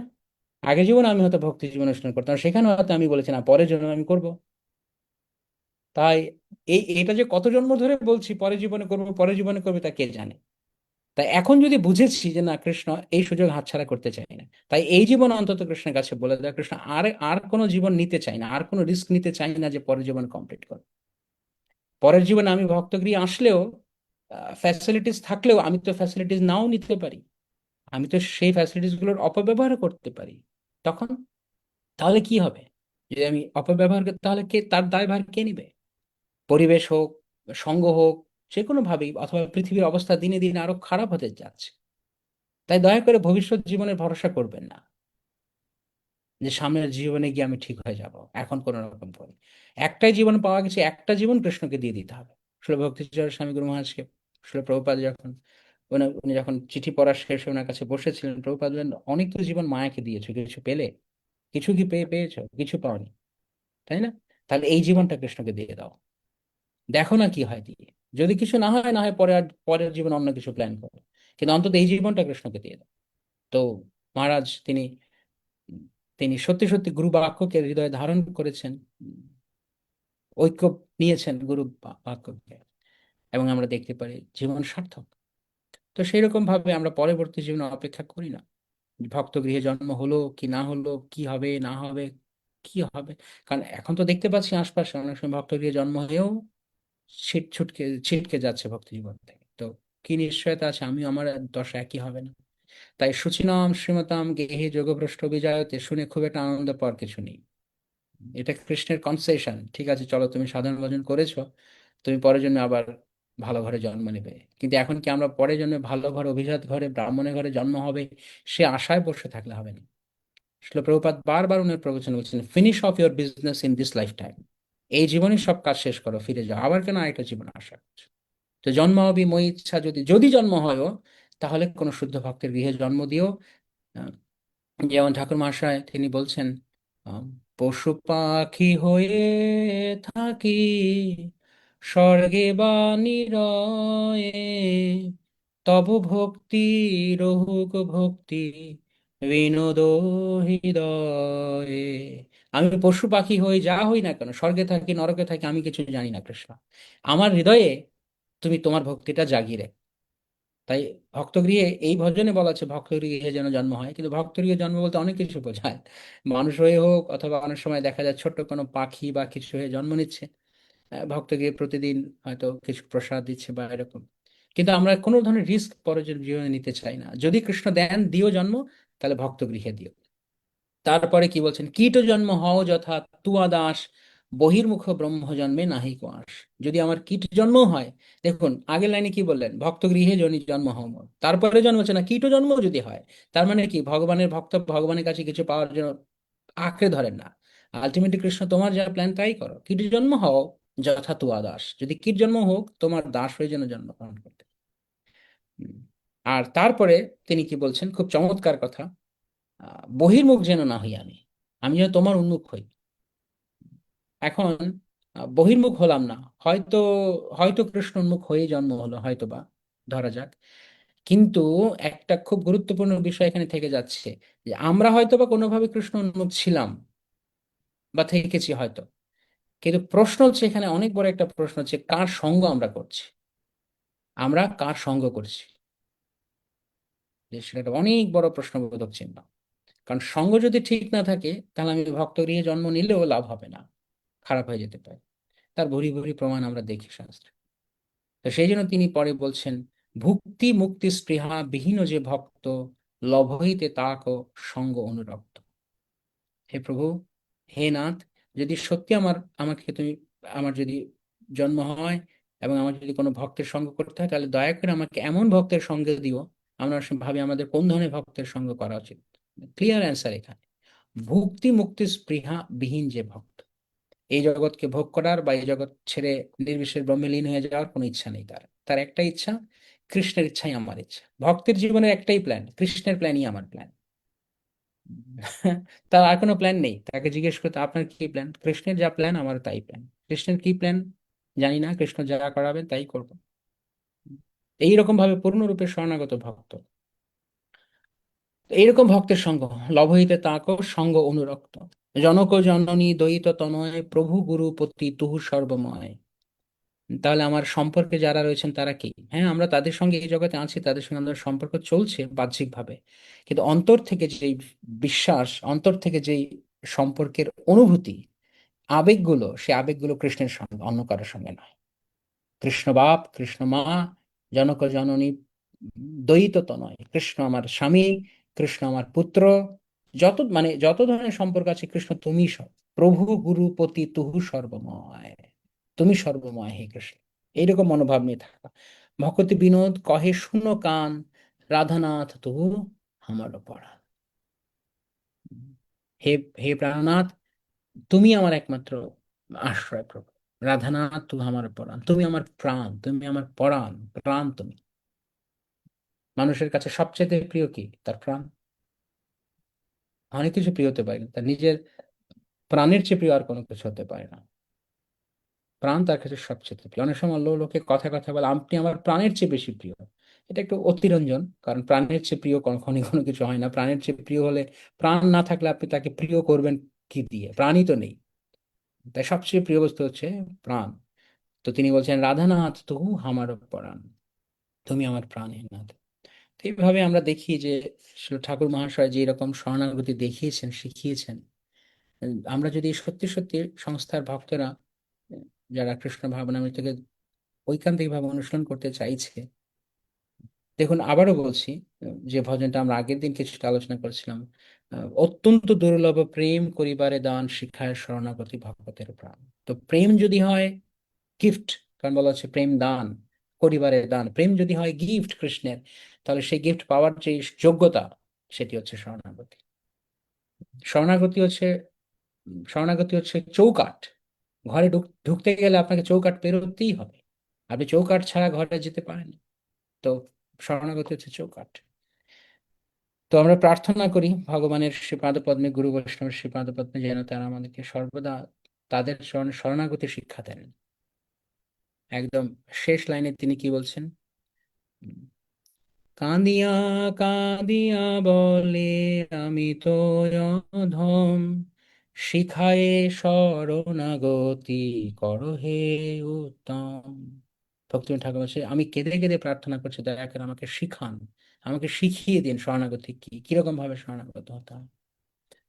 তা আমাদের জীবনে গুরু এবং বৈষ্ণব, ভগবত প্রিয়জনদের একটাই কার্যাবলী, তারা এই জগতে এক্সিস্ট করেন। বৈষ্ণবের এই জগতে থাকার দরকার নেই, মহাত্মা বৈষ্ণবদের, তারা ভগবানের কাছে ফিরে যেতে পারেন। তারা একটা কারণে এক্সিস্ট করেন, শেখাতে, শরণাগতি শেখাতে।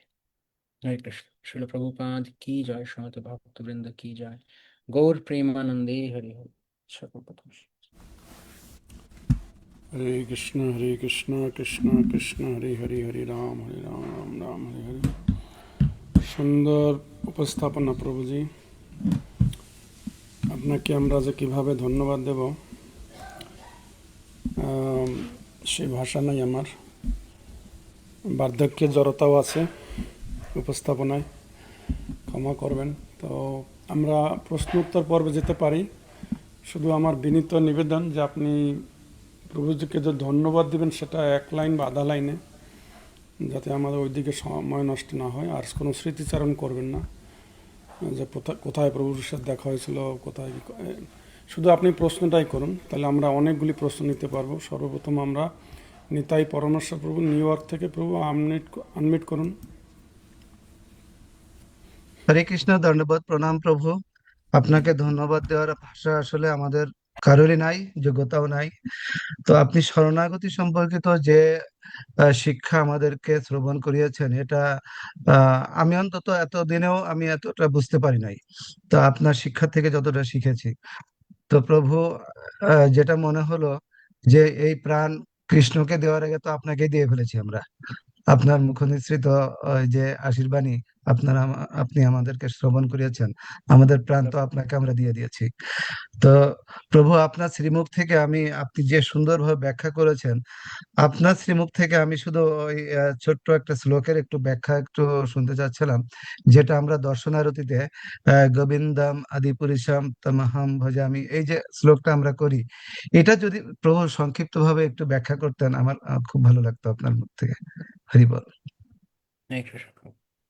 প্রভুপাদ কি যায়, আপনি যেগুলো শুনেছেন আপনার কাছে ভালো লেগেছে, আসলে প্রভুপাদের বলা কথা আমরা শুধু পুনরায় ব্যক্ত করছি মাত্র, কোনো শুদ্ধতা ছাড়া আসলে প্রভুপাদের কথাকে বহন করার চেষ্টা করছি। আপনি কোন শ্লোকটার কথা বলেছেন? গোবিন্দমাদি পুরুষোত্তম, তো এখানে অনেক শ্লোক আছে। আই থিঙ্ক ফিফথ আমরা চ্যাপ্টারে আমরা পড়েছেন তো। দর্শনারতিতে যেটা করি প্রভু, বেনুম আচ্ছা, দুটো শ্লোক। কনন্দাস অরবিন্দ। ও- ওই দুটো শ্লোক।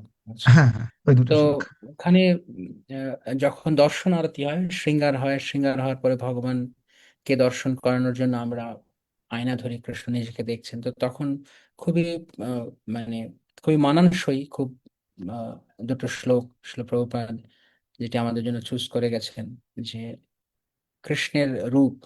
এর আগের শ্লোকটাও মাঝখানে একটা শ্লোক আছে, আলোল চন্দ্রকুল সদমানবালমুষ। কিন্তু আমরা যে দুটো পড়ি, চিন্তামণি, সরি আই এম সরি, বেণুম কন্বন্তম অরবিন্দ দলায়তাক্ষম, হে কৃষ্ণ, আমি সেই আদি পুরুষ গোবিন্দকে ভজনা করি, গোবিন্দ আদি পুরুষ ভজে আমি। যিনি ব্রহ্মাজি কৃষ্ণের রূপ বর্ণনা করছেন, তিনি বলছেন কৃষ্ণ দেখতে কিরকম, বেণুম কন্বন্তম, যিনি হস্তে বেণু ধারণ করে আছেন। অরবিন্দ দলায় তাক্ষম, তার চোখগুলো পদ্ম পাপড়ির মতো টানা টানা। পদ্ম পাপড়ি যেরকম, পদ্ম দল যেরকম টানা থাকে শেষ অংশে, অরবিন্দ দলায়তাক্ষম। অরবিন্দ মানে পদ্ম, পদ্ম দল মানে পাপড়ি, অরবিন্দ দল মানে পদ্ম পাপড়ির মতো আয়ত চক্ষু যার, আয়তাক্ষম। বর্হাবতম শ্বেতাম্বুদ বর্হাবতম শ্বেতাম্বুদ অশ্বেতাম্বুদ সুন্দরাঙ্গম। বর্হাবতম সমানে, বর্হাবতম সমানে যিনি মাথায় ময়ূরপুচ্ছ ধারণ করে আছেন। অবতম সমানে ময়ূরপুচ্ছ, যিনি মাথায় ময়ূরপুচ্ছ ধারণ করে আছেন। বরাহবতংস, মাথায় ময়ূরপুচ্ছ ধারণ করে আছেন। অসিতাম্বুদ সুন্দরাঙ্গম, কৃষ্ণের গায়ের বর্ণ হচ্ছে অসিত বর্ণ। অসিত বর্ণ হচ্ছে যখন বর্ষার জল, আহ, নব নব নব মেঘ, যখন নতুন মেঘ হয়েছে, বর্ষাকাল আসছে আসছে, সেই সময় আকাশে যেই নীলচে কালো রঙের মেঘ হয়, সেই মেঘটাকে, সেই বর্ণটাকে বলা হয় অসিত বর্ণ। একটা নীলাভ আভা থাকে কালোর মধ্যে, সেই নীলাভ কালো কৃষ্ণের বর্ণ। অসিতাম্বুদ, অম্বুদ মানে অম্বুদ মানে মেঘ। অম্বুদ মানে, অম্বু মানে জল, দ মানে দান করা, যে জল দান করে, মেঘ। অসিতাম্বুদ, কৃষ্ণের গায়ের বর্ণ হচ্ছে সেই রকম অসিত বর্ণ যেটি মেঘের বর্ণ। সুন্দরাঙ্গম, তিনি অত্যন্ত সুন্দর তার অঙ্গ। নেক্সট আছে কন্দর্প কোটি কমনীয় বিশেষ সৌভম। কৃষ্ণ কোটি কন্দর্প, কোটি কামদেবের রূপকে তিনি, কোটি কামদেব রূপকে তিনি পরাস্ত করতে পারেন। কৃষ্ণের এক নাম হচ্ছে কন্দর্পজিৎ। কন্দর্পজিৎ মানে যিনি কামদেবকে জয় করে নিয়েছেন। এবং কজন কামদেব? কোটি কন্দর্প। কোটি কন্দর্প কমনীয় বিশেষ শোভম, তার এই বিশেষ শোভা, একজন কামদেব না, কামদেব একজনই, কিন্তু ভগবানের ভক্ত ভগবানের প্রার্থনা করার সময় এটি আবেগঘন প্রার্থনা নয়, এটি সত্যিকার অর্থে বোঝানোর জন্য যে কোটি কামদেবও যদি এক জায়গায় হয়, তবু ভগবানের রূপ দেখে মোহিত হয়ে পড়বে। কামদেব সবাইকে মোহিত করে, কিন্তু নিজেই মোহিত হয়ে যাবে ভগবানের রূপ দেখলে। কৃষ্ণের আরেক নাম বৃন্দাবনের মদন। বৃন্দাবন মদন, বৃন্দাবনে অপ্রাকৃত নবীন মদন, কাম গায়ত্রী কাম বীজে যা পার্শ্বন। গোবিন্দম আদি পুরুষম তমাম ভজে, সে আদি পুরুষ গোবিন্দের ভজনা করি। তারপরে শ্লোকে বলা হচ্ছে, আলোল চন্দ্রকলা সদবন মাল্যবংশী রত্নাঙ্গদম প্রণয় কেলি কলা বিলাসম শ্যামং ত্রিভঙ্গ ললিত নিয়ত প্রকাশম গোবিন্দম আদি পুরুষম তমাম ভজে। কৃষ্ণের গায়ে, শ্রী অঙ্গে তার চন্দ্রকান্তি মণি শোভা পাচ্ছে। বনমাল্য বংশী, সেখানে বনমালা রয়েছে, বংশী ধারণ করে রয়েছেন কৃষ্ণ। বনমাল্য বংশী, আলোচনা শুধু বনমাল্য বংশী রত্নাঙ্গদম, রত্নাঙ্গদম, তার সমস্ত অঙ্গ রত্ন সুশোভিত। প্রণয় কেলি কলা বিলাসম, তিনি প্রণয় কেলি, প্রণয় খেলায় তিনি ব্রজবাসীদের সঙ্গে নিযুক্ত রয়েছেন। শ্যামম ত্রিভঙ্গ ললিতম, হে শ্যাম, আপনি শ্যাম সুন্দর, আপনি ত্রিভঙ্গ ললিত। কৃষ্ণের অঙ্গের তিনটে জায়গাতে বাঁক রয়েছে, তার গ্রীবা, তার কোমর এবং তার চরণে। এই তিন জায়গার বাঁক, এই জন্য তাকে বলে ত্রিভঙ্গ। ত্রিভঙ্গ ললিত ও সুন্দরম, শ্যামং ত্রিভঙ্গ ললিত সুন্দরম, আপনি ললিত, ললিত মানে সুন্দর, সুন্দর মানুষ সুন্দর, আরো সুন্দর আপনি। তারপরে আমরা যেটি বলি সেটি হচ্ছে, অঙ্গানি যস্য সকলেন্দ্রিয় বৃত্তিমন্তি পশ্যন্তি পান্তি কলয়ন্তি চিরম জগন্তি।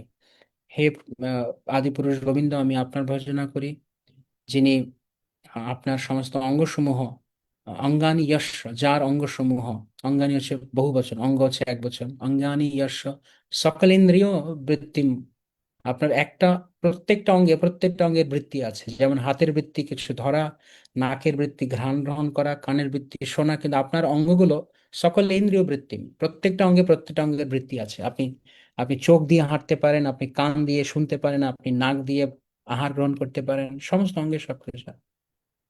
পশ্যন্তি পান্তি কলয়ন্তি, আপনি আপনার সমস্ত অঙ্গ দিয়ে এরকম দেখতে পারেন। কলয়ন্তি, আপনি লীলা বিস্তার করতে পারেন। আনন্দ চিন্ময় রস, আনন্দ চিন্ময় সদুজ্জ্বল বিগ্রহ হর্ষ, আপনি আনন্দ, সৎ চিৎ এবং আনন্দময় বিগ্রহ। হে আদি পুরুষ গোবিন্দ, আমি আপনার ভজন।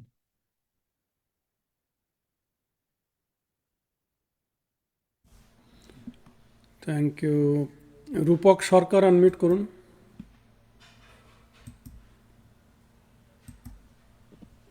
হরে কৃষ্ণ প্রভু, দণ্ডবত প্রণাম। প্রভু, আপনার শ্রীমুখ থেকে শ্রবণ করার পর মনে হয় যে আমি সর্বস্ব আজকে থেকে কৃষ্ণকে দিয়ে দিব। কারণ কৃষ্ণই আমার, আমার এই জগতে আর কেউ নাই। কিন্তু ব্যবহারিক ভাবে প্রভু পারতেছি না। অনেক মানে যতক্ষণ শ্রবণ হইতেছে ততক্ষণই মনে হইতেছে যে আপনার শ্রীমুখ থেকে শ্রবণ করার পরেই মনে হইতেছে যে আমি সর্বস্ব কৃষ্ণকে দিয়ে দিব, কৃষ্ণ ছাড়া আমার কেউ নাই। কিন্তু পরক্ষণে প্রভু পারতেছি না ব্যবহারিক ভাবে। প্রভু যদি একটু দিক নির্দেশনা দিতেন প্রভু, কিভাবে।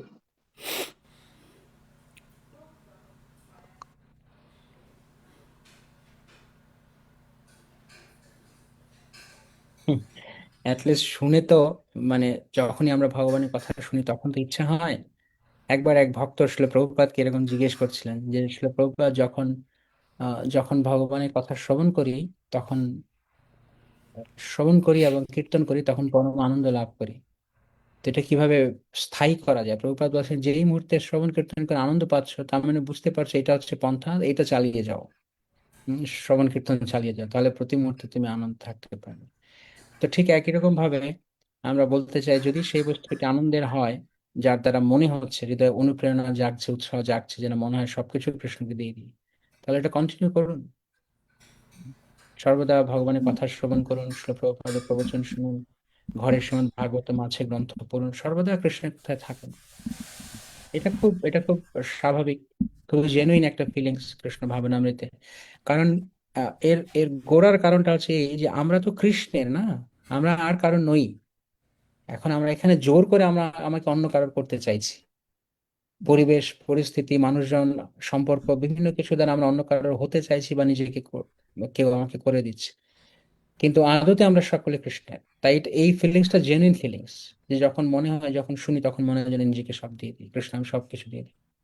কিন্তু আরেকটা বিষয় হচ্ছে, তার পরের মুহূর্তে কখনো মনে হয়, সত্যি কি পারবো, আমার দ্বারা কি আসলেই হবে, বা আমার কি হবে আমি যদি সব দিয়ে দিই, আমি সব হারিয়ে ফেলবো যদি আমি, যেটা আমি বলছিলাম ক্লাসে, যে আমার কি আর তাহলে কিছু থাকবে না, অথবা কখনো মনে হয় আমি কি সত্যি প্রস্তুত। তো এরকম চিন্তা ভাবনা হয়। তো সাধারণত শরণাগত হতে গেলে তার আগে একটু ভয় লাগে। যেমন অর্জুনও দেখবেন 2.7-এ যখন অর্জুন শরণাগত হয়েছেন, শস্যস্তেহং সাধিমাম তাম প্রপন্নম, প্রপন্নম মানে শরণাগতি, প্রপন্ন আর শরণাগতি একই জিনিস। যখন তিনি বললেন আমি প্রপন্নম, আমি শরণাগত কৃষ্ণ, তার আগ পর্যন্ত অর্জুন কাঁপছিলেন। হুম, যে ভগবত গীতায় রয়েছে, মানে অর্জুন কাঁপছিলেন, ঘাম হচ্ছিল, রোমাঞ্চ হচ্ছিল। তো শরণাগত কখনই কৃষ্ণের কাছে কিছু দিতে গেলে আগে হাজার একটা সংশয় মনের মধ্যে এসে বাসা বাঁধে। তো শরণাগতি আসলে প্রভু কোনো একটা নাটকীয় মুহূর্ত নয় জীবনের, যে আমার জীবনে একটা নাটকীয় মোড় নিয়েছে, আমি আজকে রাত থেকে শরণাগত হয়ে গেলাম। মানে শরণাগতি হচ্ছে একটা সবকিছু কৃষ্ণকে দেওয়া বা কৃষ্ণ হওয়াটা একটা গ্রাজুয়াল প্রসেস, এটা ধাপে ধাপে পন্থা।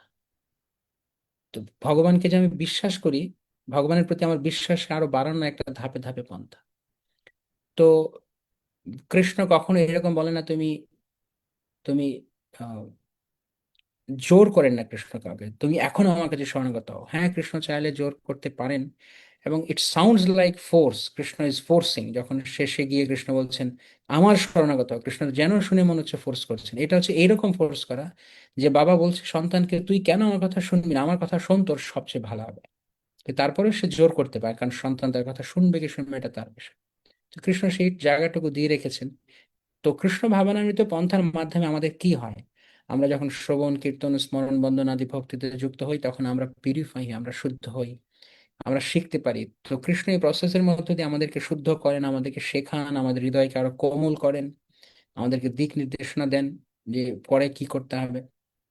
তো শরণাগতিটা, যদি আমরা শরণাগতির সবগুলো অঙ্গ, 6টা অঙ্গ আলোচনা করতে পারতাম একটা একটা করে, যদি সেরকম সময় সুযোগ থাকতো, তাহলে হয়তো হতো।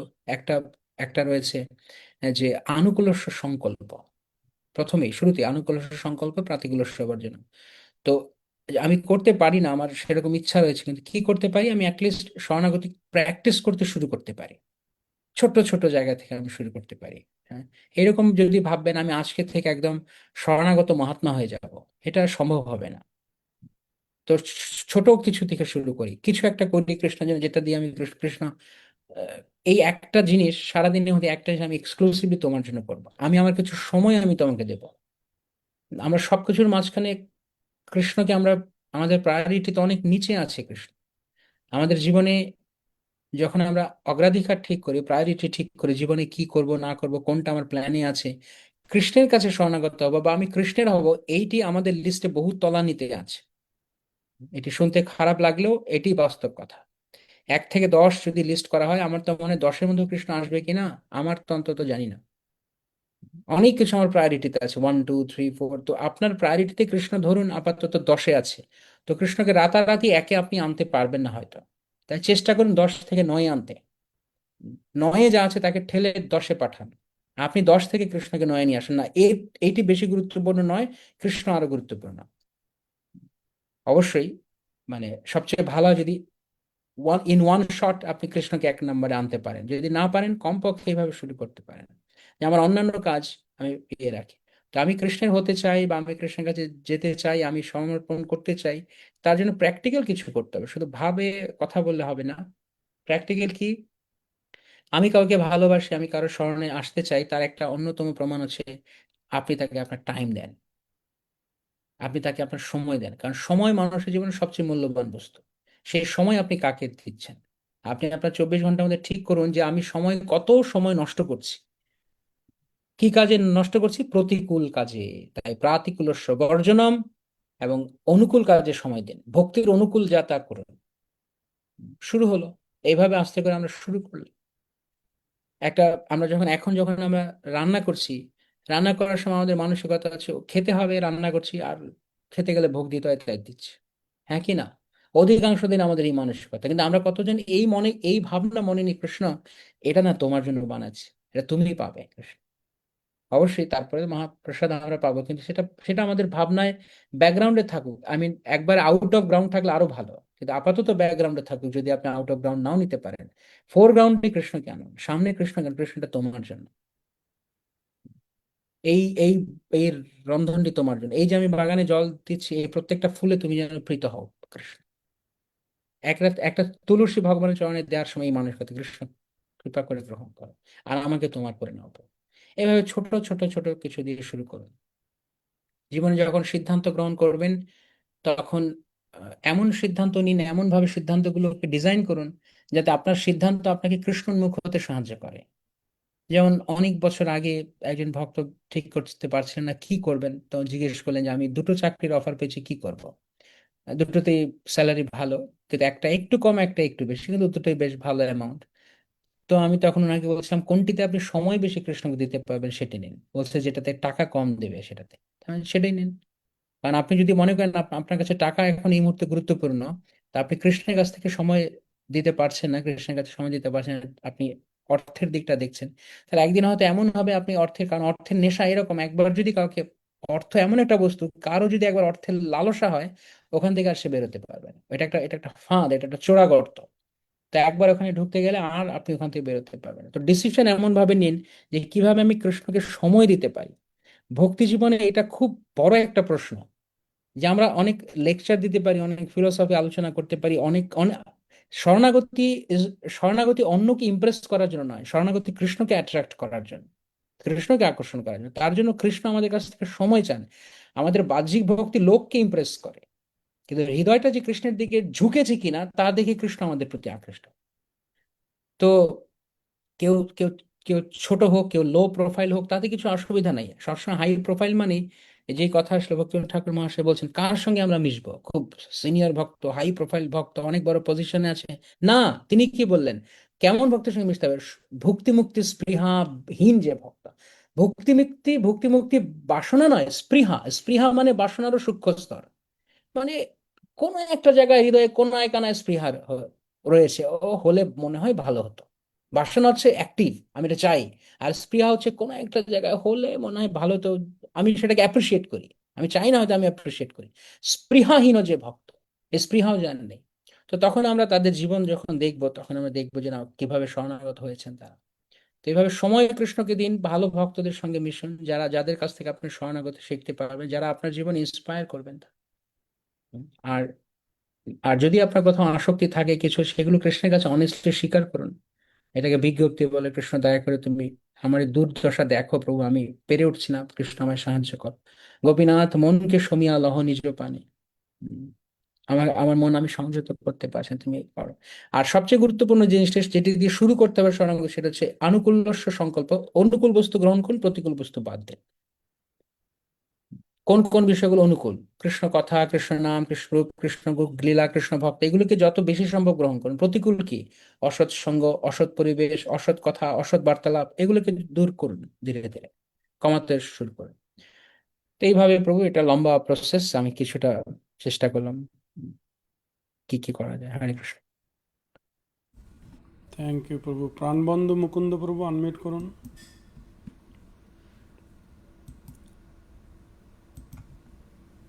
হরে কৃষ্ণ প্রভু, শ্রী চরণ কমলে প্রণাম নিবেদন করছি। যোগেশ্বরী মাতাজি। আমাকে কৃপা করবেন, আমি যেন আপনার শ্রীমুখ থেকে যা শ্রবণ করেছি তা আমার এই অল্প কয়েকদিনের ভক্তি অনুশীলন করছি, যে সেখানে যেন আমি প্রয়োগ করতে পারি। প্রভু, আমার প্রশ্ন হচ্ছে যে আমরা শ্রবণ করেছি যে বিশেষ তাৎপর্য হলো যে সবার জীবনে কৃষ্ণ হস্তক্ষেপ করেন না। তো আমার সাথে যা হচ্ছে সেটা আমার কর্মফল, না কৃষ্ণ করুণা করে আমার জীবনে হস্তক্ষেপ করছে, এটা আমি কিভাবে উপলব্ধি করব?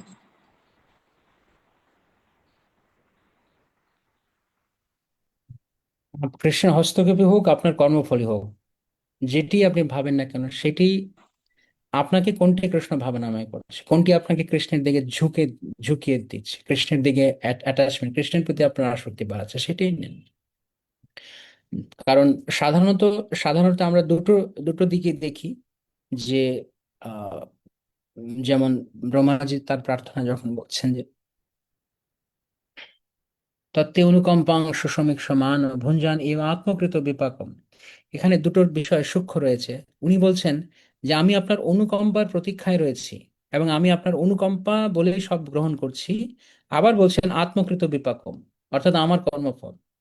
তা আমার জীবনে যে পরিস্থিতিগুলো যাচ্ছে সেগুলো হতে পারে আমার কর্মফল, অথবা হতে পারে সাধারণত যারা ভক্তি জীবনে অপেক্ষাকৃতভাবে নবীন, বা কি বলা যায়, যে যারা এখনো এতটা পুরোপুরি রূপে কৃষ্ণের প্রতি পূর্ণরূপে শরণাগত হননি, ইউজুয়ালি কৃষ্ণ তাদের জীবন হস্তক্ষেপ করেন না। তাদের যে হস্তক্ষেপ করেন না, তার জীবনে যেটি ঘটছে সে তার কর্মফল। তো কৃষ্ণ হস্তক্ষেপ করেন তখন, যেটা কৃষ্ণই বললেন নিজে, আমরা যেটা আলোচনা করেছিলাম ক্লাসের মধ্যে, যে কৃষ্ণ যখন বিশেষ অনুগ্রহ করেন, পরিসীমদ অনুগ্রহ, কৃষ্ণ যখন বিশেষ অনুগ্রহ করেন তখন তিনি করেন। তো প্রথমে এটা বুঝতে হবে যে কোনো কিছুই কৃষ্ণের অনুমোদন ছাড়া হয় না আলটিমেটলি। ফলে মানে স্বাধীনভাবে কোনো কিছু হয় না। এমনকি কর্ম কখনো আমাদের জীবনে স্বতন্ত্রভাবে আসতে পারে না। কর্ম মানে কর্মফল। কর্ম একটা আইনের মতো। কর্ম আইন না, আমি একটা কিছু করেছি তার ফলেই, কর্মফলের যে আইন। কিন্তু সেই আইনটাকে কে বানিয়েছেন? কৃষ্ণ। কৃষ্ণ হচ্ছেন সরকারের মতো। সরকার যেমন আইন বানায়, আর সিটিজেন, কি বলে, নাগরিকেরা তারা যেরকম আচরণ করে, সেই আইন অনুযায়ী তারা ফল পায়। তো কৃষ্ণ কর্মের চক্রকে তিনি সৃষ্টি করেছেন, কর্মের ফলাফল কিরকম হবে সেটা তিনি সৃষ্টি করেছেন। তো কৃষ্ণ আবার একই সঙ্গে তিনি বিচারকেরও মতো। বিচারক চাইলে কর্মের ফলকে কমিয়ে দিতে পারেন, দেরি করাতে পারেন, অথবা তীব্রতা বাড়াতেও পারেন, কিংবা তার ফলাফল অন্য কিছু করতে পারেন। একই রকম ভাবে কৃষ্ণ চাইলে আমাদের কর্ম আমাদের দিতে পারেন। কৃষ্ণ চাইলে কর্ম কিছুটা কমিয়ে দিতে পারেন। কৃষ্ণ চাইলে কর্মকে ব্যবহার করতে পারেন আমাদেরকে শুদ্ধ করতে। আর কৃষ্ণ চাইলে কর্মকে সম্পূর্ণরূপে শেষ করে দিতে পারেন, নির্দহতি। কৃষ্ণ চাইলে সেটাই করতে পারেন। বিশেষ করে ভক্তের জন্য ভগবান, তিনি সাধারণত ভক্তের জীবনে কর্ম কোনো মেকানিক্যাল ভাবে আসে না, যান্ত্রিক ভাবে আসে না। সেখানে দুটো জিনিস ইনভলভ থাকে। কৃষ্ণ পার্সোনালি ইনভলভ হয়ে যান তার জীবনে। হয়তো কৃষ্ণ ইন্টারফেয়ার করেন না এখনই, কিন্তু কৃষ্ণ তাকে, অন্যান্যদের ক্ষেত্রে কি হয়, অন্যান্যদের ক্ষেত্রে কর্ম তার ক্রিয়া অনুযায়ী প্রতিক্রিয়া হিসেবে আসে, তাতে কৃষ্ণের কোথাও কোনো মাথা ব্যথা নেই। যে যেমন করছে তার ফল সে ভোগ করছে, সাধারণ জীবেদের ক্ষেত্রে। কিন্তু যখন ভক্তের জীবনে আসে তখন, যদি কর্মও আসে, কিন্তু জানবেন যে Krishna is watching you. Krishna তার পিছনে আছেন। কৃষ্ণ দেখছেন যে এই ভক্তের জীবনে কর্ম যেভাবে কাজ করছে, সেটি যেন কর্ম তার উপরে এমন ভাবে কাজ না করে যে যে সে যেন আমার থেকে বিমুখ হয়ে যায়। তো এই এই বিষয়টা আমাদেরকে বুঝতে হবে। সাধারণত আহ, আমরা পুরোটা জানতে পারি না বাহ্যিকভাবে, কিন্তু কি হচ্ছে, এটা কি কর্ম না কৃষ্ণের হস্তক্ষেপ? কিন্তু কখনো কখনো কৃষ্ণ আমাদের কাছে প্রকাশ করতে পারেন, কিন্তু আমরা কিভাবে বুঝবো সেটি কর্ম না ভগবানের নিজের হস্তক্ষেপ? তাই কোনো শুদ্ধ ভক্তের অধীনে থেকে যখন আমরা ভগবত ভক্তি অনুসরণ করবো, তিনি আমাদেরকে শেখাবেন। তো পরিস্থিতি যাই হোক না কেন, কৃষ্ণের ইন্টারফেরেন্স হোক কিংবা আমার কর্মফল হোক, আমাকে কি করতে হবে, ওই পরিস্থিতিতে আমাকে কি করতে হবে। যেমন আমরা একটা ক্লাসে একবার আলোচনা করছিলাম এই বিষয়টি, প্রহ্লাদ মহারাজের যে শরণাগতি। আহ, এই আলোচনাটি অনেক ভক্তরা বলেছিলেন যে এই প্রবচনটি নৃসিংহ চতুর্দশীর সময়, নৃসিংহ চতুর্দশী 2 দিন আগে ছিল, এইবার না, কত বছর। অনেক ভক্তদের ভক্তি জীবনে মৌলিক পরিবর্তন এনেছে তাদের ভাবনার চিন্তায়। আপনি চাইলে সেটা শুনতে পারেন। আহ কি রয়েছে, আমি যদি পাই পরে লিঙ্কটা আমি শ্রীপাদ কমল মুখ প্রভুকে পাঠাতে পারি, আপনি গ্রুপে থেকে পেতে পারেন, হয়তো ওনাদের যদি কোনো গ্রুপ আছে। তো ওখানে আমরা আলোচনা করেছিলাম যে আমরা দেখি যে ভক্তদের জীবনে তারা যখন কোনো সিচুয়েশন, পরিস্থিতি আসে, যে পরিস্থিতিগুলো তাদেরকে খুব চ্যালেঞ্জিং মনে হয়, তখন ভক্ত প্রশ্ন করে না যে কেন আমার জীবনে এটা হলো। ভক্তের তখন প্রশ্ন একটাই হয়, এখন আমার কি করা উচিত, অর্থাৎ আমি এখন কিভাবে কৃষ্ণের প্রতি শরণাগত হব। তাই কর্মফল হয়ে আসুক, কি ভগবানের ইচ্ছায় আসুক, ভগবানের হস্তক্ষেপে আসুক, আমার মানসিকতা হবে, let me utilise this opportunity to become more and more surrender to Krishna. যে কথা ব্রহ্মাজি বলছেন, যে আত্মকৃত বিপাকম হোক আর অনুকম্পা হোক, একসেপ্ট করো। হৃদবাগ উপভীর বিদোধন নমস্তে। তোমার কায় মনোবাক্য দিয়ে যে ব্যক্তি কৃষ্ণের কাছে শরণাগত হয়ে থাকবে, ওই সময়ও জীবিত যে মুক্তি প্রদর্শিত দায় ভাগ, সেই ভগবানের কাছে ফিরে যাওয়া। তো এই হচ্ছে ব্যাপার। ওকে, হ্যাঁ, প্রশ্ন। থ্যাংক ইউ প্রাণবন্ধ মুকুন্দ প্রভু এবং পূজেশ্বরী মাতাজি, সুন্দর প্রশ্ন মাতাজি। আমরা যাব, কোনো নাম নেই আপনার আইডিতে মাতাজি, আনমিউট করুন, হ্যান্ড রেজ করা আছে শুধু।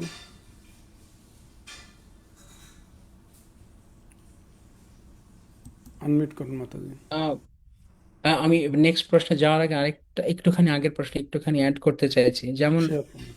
যেমন ধরুন যেমন ধরুন সার্জন ডাক্তার যিনি অপারেশন করেন তিনি ছুরি দিয়ে অপারেশন করছেন। এখন যেই ছুরিটি তিনি ব্যবহার করছেন, ছুরিটি দিয়ে যখন অপারেশন করা হচ্ছে কাউকে, তখন সেটা যন্ত্রণা দিচ্ছে, কষ্টের কারণ হচ্ছে। অবশ্যই যখন কাউকে অ্যানেস্থেসিয়া করে নেয় তখন সেটা হয় না। জাস্ট বলছি আর কি, কথা কথা, ছুরি দিয়ে কাটার সময় ব্যথা হয়। হুম। কিন্তু ওই ছুরিটা ব্যবহার করা হচ্ছে, ইন্টেনশন কিন্তু তাকে দুঃখ দেওয়া নয়, ইন্টেনশন তাকে ঠিক করে দেওয়া।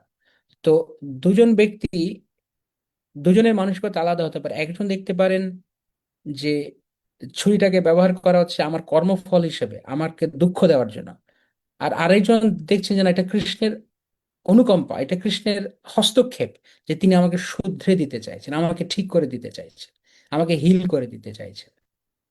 তাই এটা দৃষ্টিভঙ্গির পার্থক্য।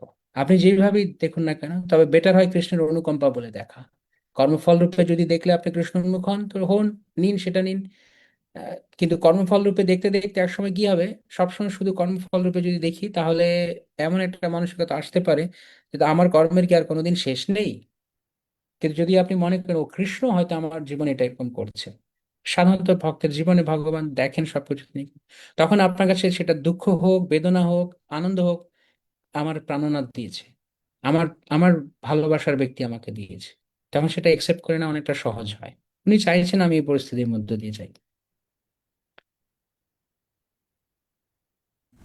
প্রভু, আমি একটু অ্যাড করি। আম, সুদামা যখন গেলেন ভগবানের কাছে, কিছু পেলেন না আর কি, সিমিংলি উনি ওইভাবেই চিন্তা করেছেন ভগবান আমাকে কোনো ধন দেয়নি, তো আমারই কল্যাণের জন্য আর কি। তো ওইটাই সুন্দর মেন্টালিটি। মাতাজি, আপনার নাম নেই আইডিতে, আপনি আনমিউট করুন, হ্যান্ড রেজ করা আছে। আচ্ছা, আপনি আনমিউট করতে না পারলে আমরা পরবর্তী, আচ্ছা আনমিউট করেছেন, ঠিক আছে। হরে কৃষ্ণ প্রভু, আপনার শ্রী চরণ কমলে সশ্রদ্ধ প্রণতি জ্ঞাপন করছি। প্রভু, প্রশ্ন তো করার কোনো যোগ্যতা নাই আমার, শুধু একটু জানার। আপনি বললেন মানে যশোদা মা, আহ, তিনি কৃষ্ণকে সর্বদা স্মরণ করে, কৃষ্ণকে নিয়ে চিন্তা করে সর্বদা সর্বক্ষণ। তো যশোদা মা তো তখন মানে, আমি প্রশ্নটা ঠিক মানে গুছালো ভাবে বলতে পারছি না, কিন্তু আমার এটা জানি যশোদা মা কৃষ্ণকে সন্তান রূপেই তাকে তো সর্বদা স্মরণ করে বা তার সেবা, তার করা। কিন্তু আমরা তো সন্তানকে সন্তান রূপেই করছি, আমরা তো ভগবানকে মনে করে ওইভাবে করি না। কিন্তু যশোদা মা তো সন্তান রূপেই করছে, তিনি তো ভগবানকে মনে করে ওইভাবে তাকে করেন না। মানে এটার মধ্যে পার্থক্যটা প্রভু আমি বুঝতে পারছি না। ক্ষমা করেন প্রভু, আবার প্রশ্নটা পার্থক্য নয়, বুঝতে পারছেন কিনা। না, ঠিক আছে।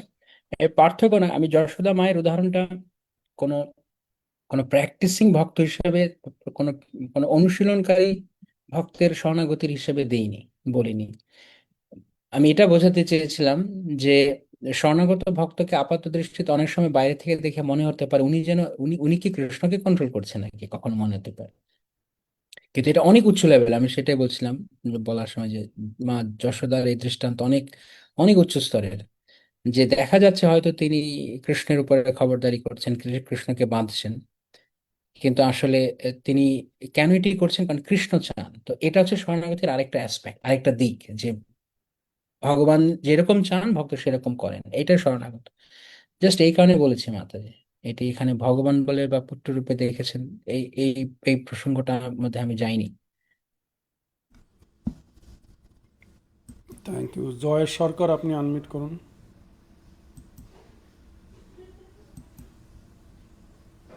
হরে কৃষ্ণ প্রভু, আপনাকে অনেক প্রণাম। হুম। প্রভু, আমার প্রশ্নটা ছিল যে আমি বর্তমানে ইউনিভার্সিটি তা এখন এই সময় ছাত্র জীবনে আমার হচ্ছে ভক্তি জীবন কন্ট্রোল, সরি, ভক্তি জীবন চালিয়ে যেতে হচ্ছে অনেকটাই কষ্ট হচ্ছে। আর হচ্ছে সঙ্গীর সাথে তো সঙ্গে থাকা লাগছে, বিভিন্ন সময় প্রেজেন্টেশন থাকে বা হচ্ছে টিউটোরিয়াল থাকে, ওই ধরনের হচ্ছে ফ্রেন্ডদের সঙ্গে মেলামেশা করা লাগে। তো ওই হিসেবে অনেক সময় পিছন থেকে ডিস্ট্রাক্টেড হয়ে পড়ি। আর হচ্ছে পড়াশুনো, তারপর হচ্ছে টিউশন, সব মিলিয়ে হচ্ছে খুব একটা টাইমও পাই না ভগবানের আহ সেবা করার বা হচ্ছে প্রতিদিন ভালো করে জব করা বা ভগবানের গ্রন্থ অধ্যয়ন করা। তো এই সব প্রতিকূলতার মাঝে মানে ছাত্র জীবনে কিভাবে আমি সহানুভূতিটা প্র্যাকটিস করে যেতে পারবো?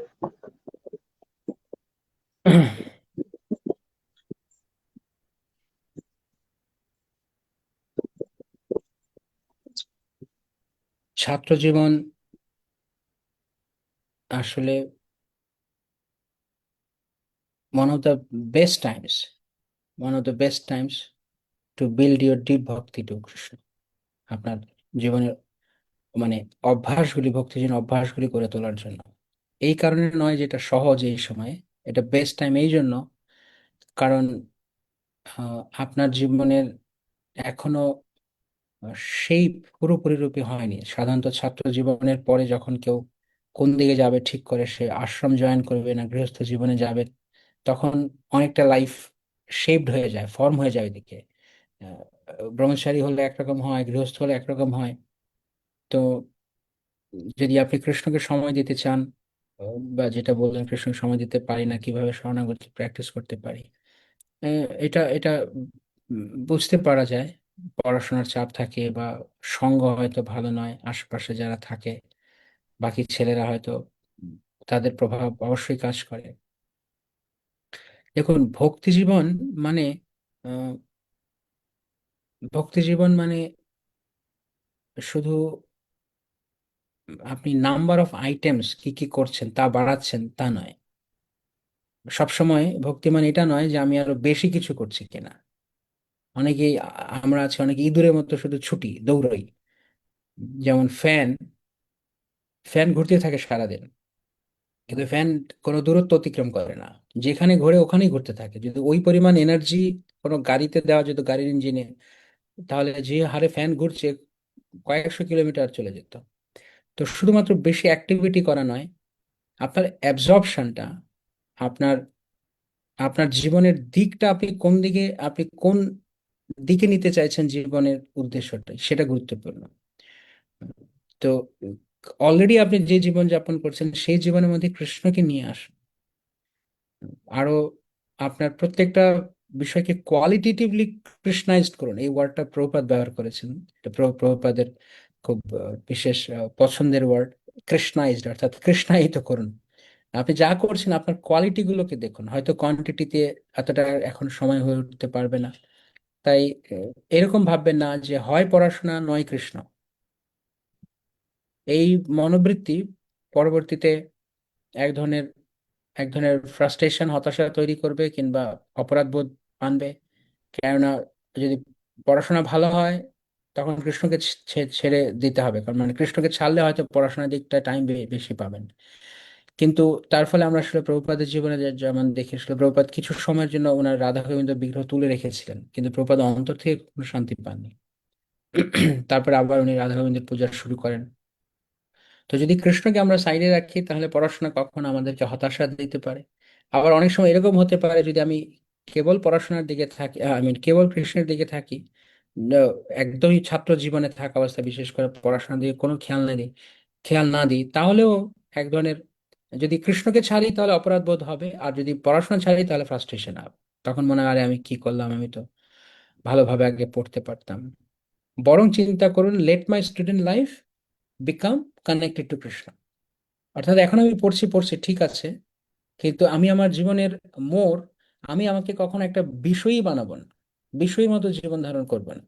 এখন আমার এখন আমার এই মুহূর্তে এটা আমার ছাত্র জীবন, ছাত্রানাম অধ্যয়নাম তবে, এখন আমি ছাত্র, এখন আমি পড়বো। কিন্তু যখন আমার পড়াশোনা শেষ হয়ে যাবে, তখন আমি যেই দিকেই যাই, যদি আমি আশ্রম জয়েন করি কি গৃহস্থ হই, যদি আমাকে কোনো ক্যারিয়ার নিতে হয়, তাহলে আমি খুব অ্যালার্ট থাকবো যে আমার জীবনে আমি এমন কোনো কিছু অ্যালাউ করবো না আমার জীবনে যেগুলো আমাকে মানে একদম স্থূল বিষয়ের মতো আমাকে জীবন যাপন করাবে। তো একজন ভক্ত ছাত্র হিসেবে আপনি আরো বেশি রেসপন্সিবল এবং আরো বেশি অনেস্ট হতে পারেন, আপনার চরিত্র গঠন করতে পারেন। এইভাবে আপনি আপনার জীবনে কৃষ্ণকে আনয়ন করার কৃষ্ণকে আনয়ন করার আরো বেশি করে নিয়ে আসার আপনি পথ তৈরি করতে পারেন। হ্যাঁ, আপনার নিজের আধ্যাত্মিক পরিচয় না হারিয়ে, সম্পূর্ণরূপে না হারিয়ে। তাই কিছু প্র্যাকটিক্যাল জিনিস হতে পারে, যেমন আপনি আপনার সকালবেলাগুলো কাজে লাগান। যখন আপনার ক্লাস কখন শুরু হয় জানি না, যদি আপনার সময় থাকে লাগলে 1 ঘন্টা আগে উঠতে পারেন, 1 ঘন্টা আগে ঘুমিয়ে যাওয়ার চেষ্টা করুন। যতটা পারেন সকালের সময়টাকে এঙ্গেজ করুন কৃষ্ণের জন্য। Morning is very important.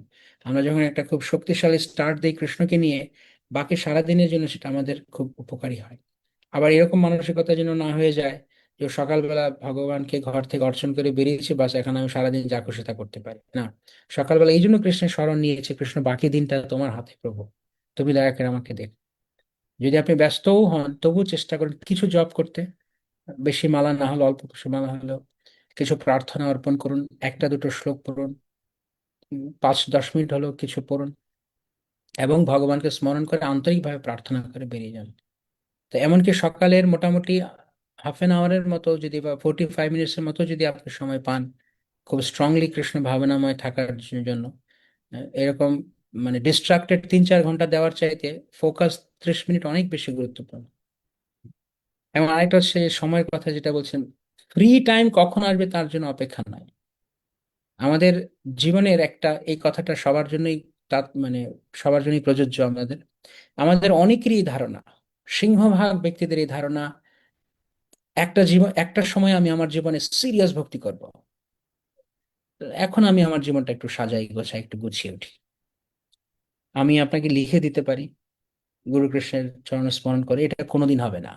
আপনি একদিন আপনার জীবনে সিরিয়াস হবেন, ভালো ভক্তি করবেন, ওই একদিন আপনার জীবনে কোনোদিন আসবে না। ওই সবসময় সেটা শুধু পোস্টপনই হয়ে থাকবে।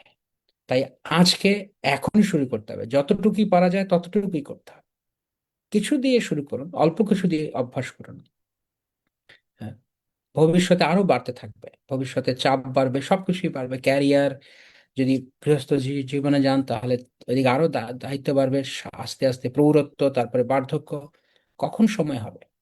ভক্তিনাথ ঠাকুর মহাশয় যেমন তার ভজনে বলছেন যে আমি ধরুন ভেবেছিলাম কৃষ্ণ বিদ্যার বিলাসে কাটাইনু কাল ভ্রমি দেশে দেশে, কত দেশ ঘুরলাম, কত বিদ্যা অর্জন করলাম, কিন্তু কি হলো, বার্ধক্যে এখন পঞ্চরোগে হত, এখন আশাহত হয়ে গেছি, এখন আমি আহত কৃষ্ণ, এখন কি করব, ভয় লাগছে কৃষ্ণ। তাই সবচেয়ে ব্যস্ততার মধ্যেও আপনি যদি কাউকে ভালোবাসেন, আপনি কত ব্যস্ত that doesn't matter, you will still manage time for that person. তা আপনি কৃষ্ণকে ভালোবাসেন তার মধ্যেই চেষ্টা করুন আসতে যেতে, ক্লাসে যাচ্ছেন আসছেন, কানে হেডফোন লাগিয়ে ভগবানের কথা শুনুন, মনে মনে জপ করতে করতে চলুন, যদি ক্লিকার থাকে ক্লিকারে করুন, যে কোনো ভাবে সবসময় কৃষ্ণকে উম, রাখার চেষ্টা করুন। অসৎ সঙ্গ যতটা সম্ভব এড়িয়ে চলার চেষ্টা করুন। যে রান্নাটি আপনি করছেন, আপনি ছাত্র না আপনি ব্যবসায়ী না আপনি চাকরিজীবী, এটা তো ম্যাটার করে না। আপনি ছাত্র হলেও যতটুকুই রান্না করছেন ততটুকুই প্রীতি ভরে করুন। কৃষ্ণকে দেওয়ার সময় যেটুকু সময় আপনি কৃষ্ণকে দিতে পারেন সেটুকু সময় প্রাণ ভরে দিন, সেটুকু সময় অন্তর দিয়ে দিন। খাপছাড়া ভাবে নয়, নিয়মতান্ত্রিক ভাবে নয়, দিতে হয় এই জন্য নয়, দায় সারা গোছের নয়, প্রীতি ভরে দিন। আর যে যখন পড়তে হচ্ছে তখন পড়ার সময় মাথায় এগুলো আনবেন না যে আরে আমি কি করছি, শুধু যদি পড়ে গেলাম আমার জীবনে কত সময় নষ্ট হয়ে যাচ্ছে। ডেফিনেটলি পড়াশোনা জড়বিদ্যা অনেক সময় নষ্ট করে। হ্যাঁ, সেটা পরবর্তীতে জীবনে গিয়ে বুঝতে পারি যে আসলে এত সময় যদি সত্যিকার অর্থে সিরিয়াসলি ভগবত ভজন করতাম হয়তো আরো এগিয়ে যেতাম। কিন্তু এখন আমরা যেহেতু এটা আছি, এটা আমাদের এখন পেশা, এটা আমাদের এখন দায়িত্ব, তাই ওই সময়টুকু এইভাবে ধরুন যে কৃষ্ণ এই আমি এই আমি এই পড়াশোনার কৃষ্ণ তুমি আলাদা নয়, তুমি আমাকে এই দায়িত্ব দিয়েছো, আমি এখন পড়ছি, আমি এখন ডিসিপ্লিন ভাবে পড়াশোনা করব, এবং আমি আমার ক্যারেক্টার ঠিক রাখবো, আমি আমার সময় নষ্ট করব না, আর তার ফলে তুমি যা দাও কৃষ্ণ এটা তোমার ব্যাপার।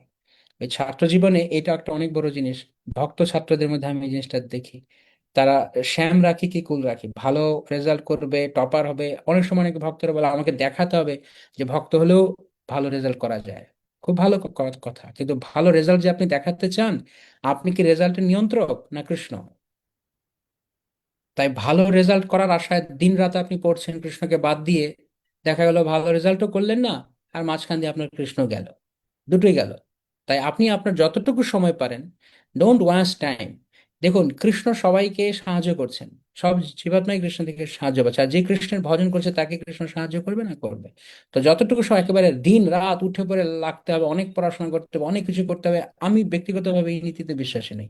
আমার সাথে কেউ দ্বিমত পোষণ করতে পারেন, বাট জীবনের first and foremost priority Krishna. যদি কৃষ্ণকে আপনি সেকেন্ড সিটে বসান, আজ নয়তো কাল নয়তো 100 বছর পরে আপনি আফসোস করতে করতে দেয়ালে মাথা ঠুকবেন। ডেফিনেটলি আপনি মাথা ঠুকবেন যে আমি কৃষ্ণকে একদিন অবহেলা করেছিলাম। এটা সবার জন্য আমরা বলতে পারি, কারণ কৃষ্ণ, আমরা কৃষ্ণের অংশ, আমরা আর অন্য কিছু অংশ না। তাই কৃষ্ণকে রাখুন পাশাপাশি, আপনি সময় নষ্ট না করে যতটুকু সময় পান ততটুকু সময় ফুললি দিন আপনার পড়াশোনার জন্য। এতে করে আপনার ভরসা কৃষ্ণের প্রতি দিন। কৃষ্ণ, তুমি যা দাও তোমার হাতে ফলাফল, তুমি যদি যা করাতে চাও, যেই পজিশন রাখতে চাও রাখো। আর এইভাবে যদি সামনে থেকে ভক্তের সঙ্গ না পাওয়া যায়, অ্যাটলিস্ট শ্রবণের মাধ্যমে, ক্লাস শ্রবণের মাধ্যমে কৃষ্ণ ভাবনাময় থাকার চেষ্টা করুন। আর ডাবল লাইফ, একটু হাফ ভক্ত, হাফ ক্যারিয়ারিস্টিক, এই ধরনের ব্যক্তিদেরকে আমি যতজনকে দেখেছি, তারা হচ্ছে, ইংরেজিতে একটা শব্দ আছে হাফ বেকড পটেটো, আমি প্রায় সময় এটা ব্যবহার করি। এই ধরনের ভক্ত যারা আছে, অর্ধেক ক্যারিয়ার দেখবে অর্ধেক কৃষ্ণ দেখবে, এটা কোনো দিকেরই না এরা। তারা তারা তাদের কখনো কখনো জীবনে আপনি আপনার, এটা কোনো সুইচ নয়, বাটন নয় যে আপনি প্রেস করলেন, এখন এখন ডিভিশনাল মোড অন, তারপর একটু পরে অন্য মোড অন, এরকম নয়। মন্দিরে গেলে ভক্ত, মন্দিরে গেলে সুন্দর পোশাক, একদম খুব ভালো বিনয়ী, আবার বাইরে গেলে বাইরের মতো জীবনযাপন, বিষয়ীদের মতো করে জীবনযাপন। এই ধরনের বিষয় আপনাকে ইন্টারনালি খুব এক্সস্টেড করে দিবে। আপনি আপনি কুলি উঠতে পারবেন না আসলে কোনটা করছেন, কারণ আপনি তো আসলে কিছু, আপনার কোনো আইডেন্টিটি নেই। আপনি না ভক্ত, আপনি না, কি বলা যায়, ক্যারিয়ারে আছেন, কোনোটাই না। তাই কৃষ্ণ ভাবনামৃতকে হৃদয়ে রাখুন, বাইরে আপনার যেটা করতেছে করুন, কিন্তু কৃষ্ণ ভাবনামৃতকে হৃদয়ে রেখে এইটাকে প্রায়োরিটিতে জীবনে, কৃষ্ণের প্রতি ইন্টিগ্রিটি রাখুন, কৃষ্ণের প্রতি লয়াল হন। লোককে দেখানোর জন্য, লোককে ইমপ্রেস করার জন্য ভক্ত হওয়ার দরকার নেই। আমি আমার জীবনে জানি কৃষ্ণ, তুমি আমার বেস্ট চয়েস কৃষ্ণ, এর থেকে ভালো আর কিছু হতে পারে না। কৃষ্ণ, কৃষ্ণকে আপনার বেস্ট টাইমটা দিন। ওই পাতে থাকা উচ্ছিষ্ট টাইম কৃষ্ণকে দেওয়ার দরকার নেই। কৃষ্ণ উচ্ছিষ্ট টাইমের জন্য অপেক্ষা করেন, বেস্ট টাইমটা যতটুকু পান কৃষ্ণকে দিন, বাকিটা আপনি আপনার জীবনে করেন। কিন্তু সবকিছু করে তারপরে, ও কৃষ্ণকে কিছু দিলাম না, একটু দিই, এইরকম মেন্টালিটি নাই। যতটুকু সম্ভব কৃষ্ণকে দেওয়া, বাকিটুকুর জন্য কৃষ্ণের কাছে বলুন, কৃষ্ণ আমি হৃদয় থেকে তোমাকে দিতে চাইছি প্রভু, আমি যদি ঠিক সময় করে উঠে আমি তোমাকে দেব। কৃষ্ণকে হারাবেন না, এইভাবে করে চেষ্টা করুন। ওকে, অনেক কিছু বলা যায় প্রভু ছাত্র জীবন সম্পর্কে, কিন্তু এখন আর না বাড়াই। ওকে, হরে কৃষ্ণ। থ্যাংক ইউ জয় সরকার। আমরা কুলদীপ প্রভু বোধহয় আমাদেরকে ভগবানের দর্শন করাবেন, তাহলে আমরা কুলদীপ প্রভুর কাছে শেষে যাব। তার আগে শরণাগতা জাহ্নব মাতাজি, আপনি আনমিট করে নেন। হরে কৃষ্ণ প্রভু, আপনার শ্রীচরণে সশ্রদ্ধ অনন্ত কোটি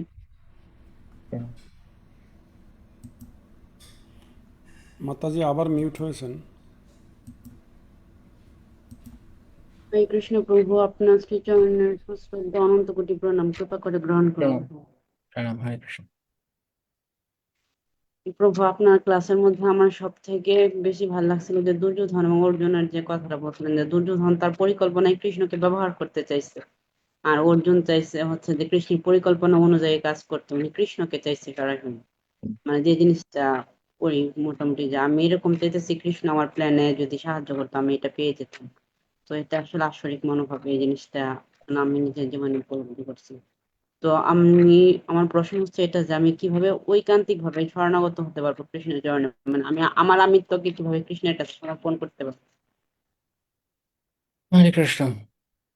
অনেক কিছু বলা যায় মাতাজি, কিন্তু সময়ের তো একটা সীমাবদ্ধতা থাকে। তাই সংক্ষেপে সবচেয়ে শক্তিশালী পন্থাটা বলি, যেটি পরীক্ষিত পন্থা, এবং শাস্ত্রীয় দৃষ্টিকোণ থেকেও বারংবার এটাকে বলা হচ্ছে। সেটি হচ্ছে, আপনি যা হতে চান আপনাকে সেরকম ব্যক্তির সঙ্গে মিশতে হবে।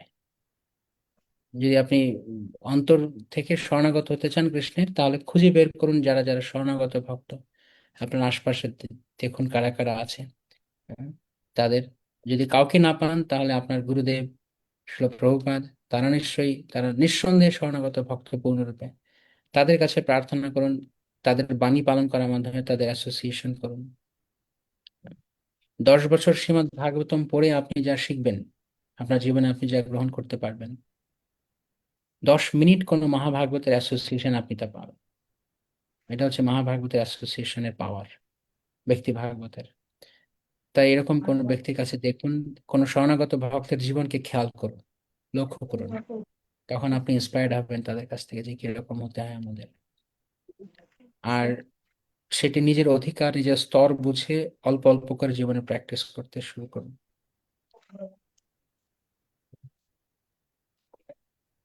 হরে কৃষ্ণ। হ্যাঁ, প্রণাম প্রণাম।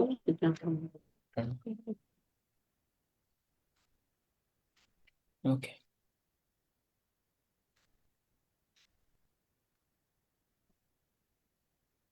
বিশ্বরূপ জগন্নাথ প্রভু নাকি? আচ্ছা, আমাদের মালিনী সত্য মাতাজি, মাতাজি আনমিট করুন। হরে কৃষ্ণ প্রভু, আপনার শ্রীচরণ কমলে আমার ভক্তিপূর্ণ প্রণাম। শোনো। আপনার মঙ্গলময় বার্তা সর্বদাই আমাদের পরম লক্ষ্যের দিকে অগ্রসর হতে শেখায় প্রভু। তো প্রভু, আমার জীবনে অনেকটা এরকম অনুভব করি যে কৃষ্ণের করুণা অনেক সময় এমনভাবে অনুভব করি যে আমি এটার যোগ্য নই, কিন্তু এত করুণা, এটা তো আমি পাওয়ার যোগ্য নই। কিন্তু অনেক সময় এমন দুর্দশাগ্রস্ত অবস্থা আমার জীবনে আসে যে আমি ভাবি যে আমার কারো করুণা মনে হয় আমার প্রতি বর্ষিত হচ্ছে না, এরকম মনে হয়। এবং এই সময় কৃষ্ণে আমার মানে চিত্ত স্থির রাখা খুব কষ্ট হয়। কিভাবে আমি এই অবস্থায় কৃষ্ণে স্থির থাকব, যদি আপনি একটু কৃপা বলেন। হরে কৃষ্ণ। কৃষ্ণের করুণা বা কোনো ভক্তের করুণা বর্ষিত হচ্ছে না এমনটা নয়, এমনটা ভাবার তো কোনো অবকাশই নেই। কৃষ্ণের করুণা ছাড়া আমরা বেঁচে আছি কিভাবে, আমাদের জীবনটা চলছে কিভাবে কৃষ্ণের করুণা ছাড়া? তাই প্রত্যেকটা মুহূর্ত, বরং একজন ঐকান্তিক ভক্ত দেখেন যে প্রতিটা মুহূর্ত তিনি কৃষ্ণের করুণাতেই রয়েছে। আহ, অনেক সময় আমি আমি প্রায় সময় কথাটা বলি ভক্তদেরকে আমাদের ক্লাসগুলোতে, যে আপনি ভক্তি জীবন অনুশীলন করছেন এখনো, এখন আপনি ভক্তির পথে আছেন, এখন আপনি জপমালায় হাত দেন, এখন আপনি কৃষ্ণের নাম সারাদিন একবার হলেও উচ্চারণ করেন, এই সব কিছুর পেছনে একটা অনেক বড় দিক রয়েছে যেটা আমরা দেখতে পারি না। আমরা এখনো ভক্তি জীবনে আছি, আমরা এখনো কিছু না কিছু করার শক্তি পাচ্ছি, তার একমাত্র কারণ কোথাও না কোথাও কোনো না কোনো মহাত্মা বৈষ্ণব আমার জন্য প্রার্থনা করছে। যদি কোনো বৈষ্ণবের কৃপা না থাকতো, যদি কোনো বৈষ্ণব আমার আমার জন্য আশীর্বাদ না করতেন, প্রার্থনা না করতেন, আমরা ভক্তি জীবনে থাকতে পারতাম না। ভক্ত হয়ে থাকা এত সহজ ব্যাপার নয়। এই কথাটাকে কাউকে প্যাম্পার করার জন্য বলছি না, যে চলো আমি কত ভালো ভক্ত হয়ে গেছি, এই জন্য নয়। কিন্তু তারপর এটা কঠিন আছে। আর যদি আমরা থাকছিও, কোনোভাবে থেকেও গেছি, থেকে যাচ্ছে, তাহলে কেউ না কেউ কোনো না কোনো মহাত্মা আমাদেরকে করুণা করছেন, কোনো না কোনো, আমি তাকে দেখি বা জানি বা না জানি। সবচেয়ে বড় কথা, গুরুদেবের আশীর্বাদ কাজ করছে না, প্রত্যেকটা শিষ্যের জন্য তার গুরুদেবের আশীর্বাদ রয়েছে সবসময়। তাই এটা অনুভব করার দরকার নেই যে আমাকে কেউ কৃপা করছে না। হ্যাঁ, এবার আপনার যদি স্পেসিফিক কারোর আশীর্বাদ পাওয়ার থাকে, সেখান থেকে আপনি পাচ্ছেন না, সেটা আলাদা কথা। সেটা আপনি কনফার্ম হতে চাইলে তার কাছে গিয়ে জিজ্ঞেস করতে পারেন। কিন্তু জীবনটা কৃপা পাচ্ছি না, করুণা পাচ্ছি না, এরকম এটা তো অনেকটা, এটা তো অনেকটা অকৃতজ্ঞতার মতো মনোভাব হয়ে যাবে নাকি? হুম? আমরা তো কৃতজ্ঞ হতে হবে ভগবানের কাছে, ভগবান আমাদেরকে করুণা করছেন, তাই আমি কৃতজ্ঞ কৃষ্ণ। তাই সেই কৃতজ্ঞতা প্রকাশ করে আমাদেরকে কৃষ্ণ তুমি সর্বদাই তোমারই করুণায় রয়েছি, বৈষ্ণবদের করুণায় রয়েছি। আরো করুণা চাই, অবশ্যই আরো আরো করুণা চাই, যেন আমার জীবনটা সম্পূর্ণরূপে তুমিময় হয়ে যাও। কৃতজ্ঞতা খুব গুরুত্বপূর্ণ একটা বিষয়। আমরা যদি কারো থেকে একটু কৃষ্ণ ভাবনামিত অগ্রসর হওয়ার কিছু পেয়েছি, তার প্রতি কৃতজ্ঞতা প্রকাশ করতে হবে আমাদেরকে।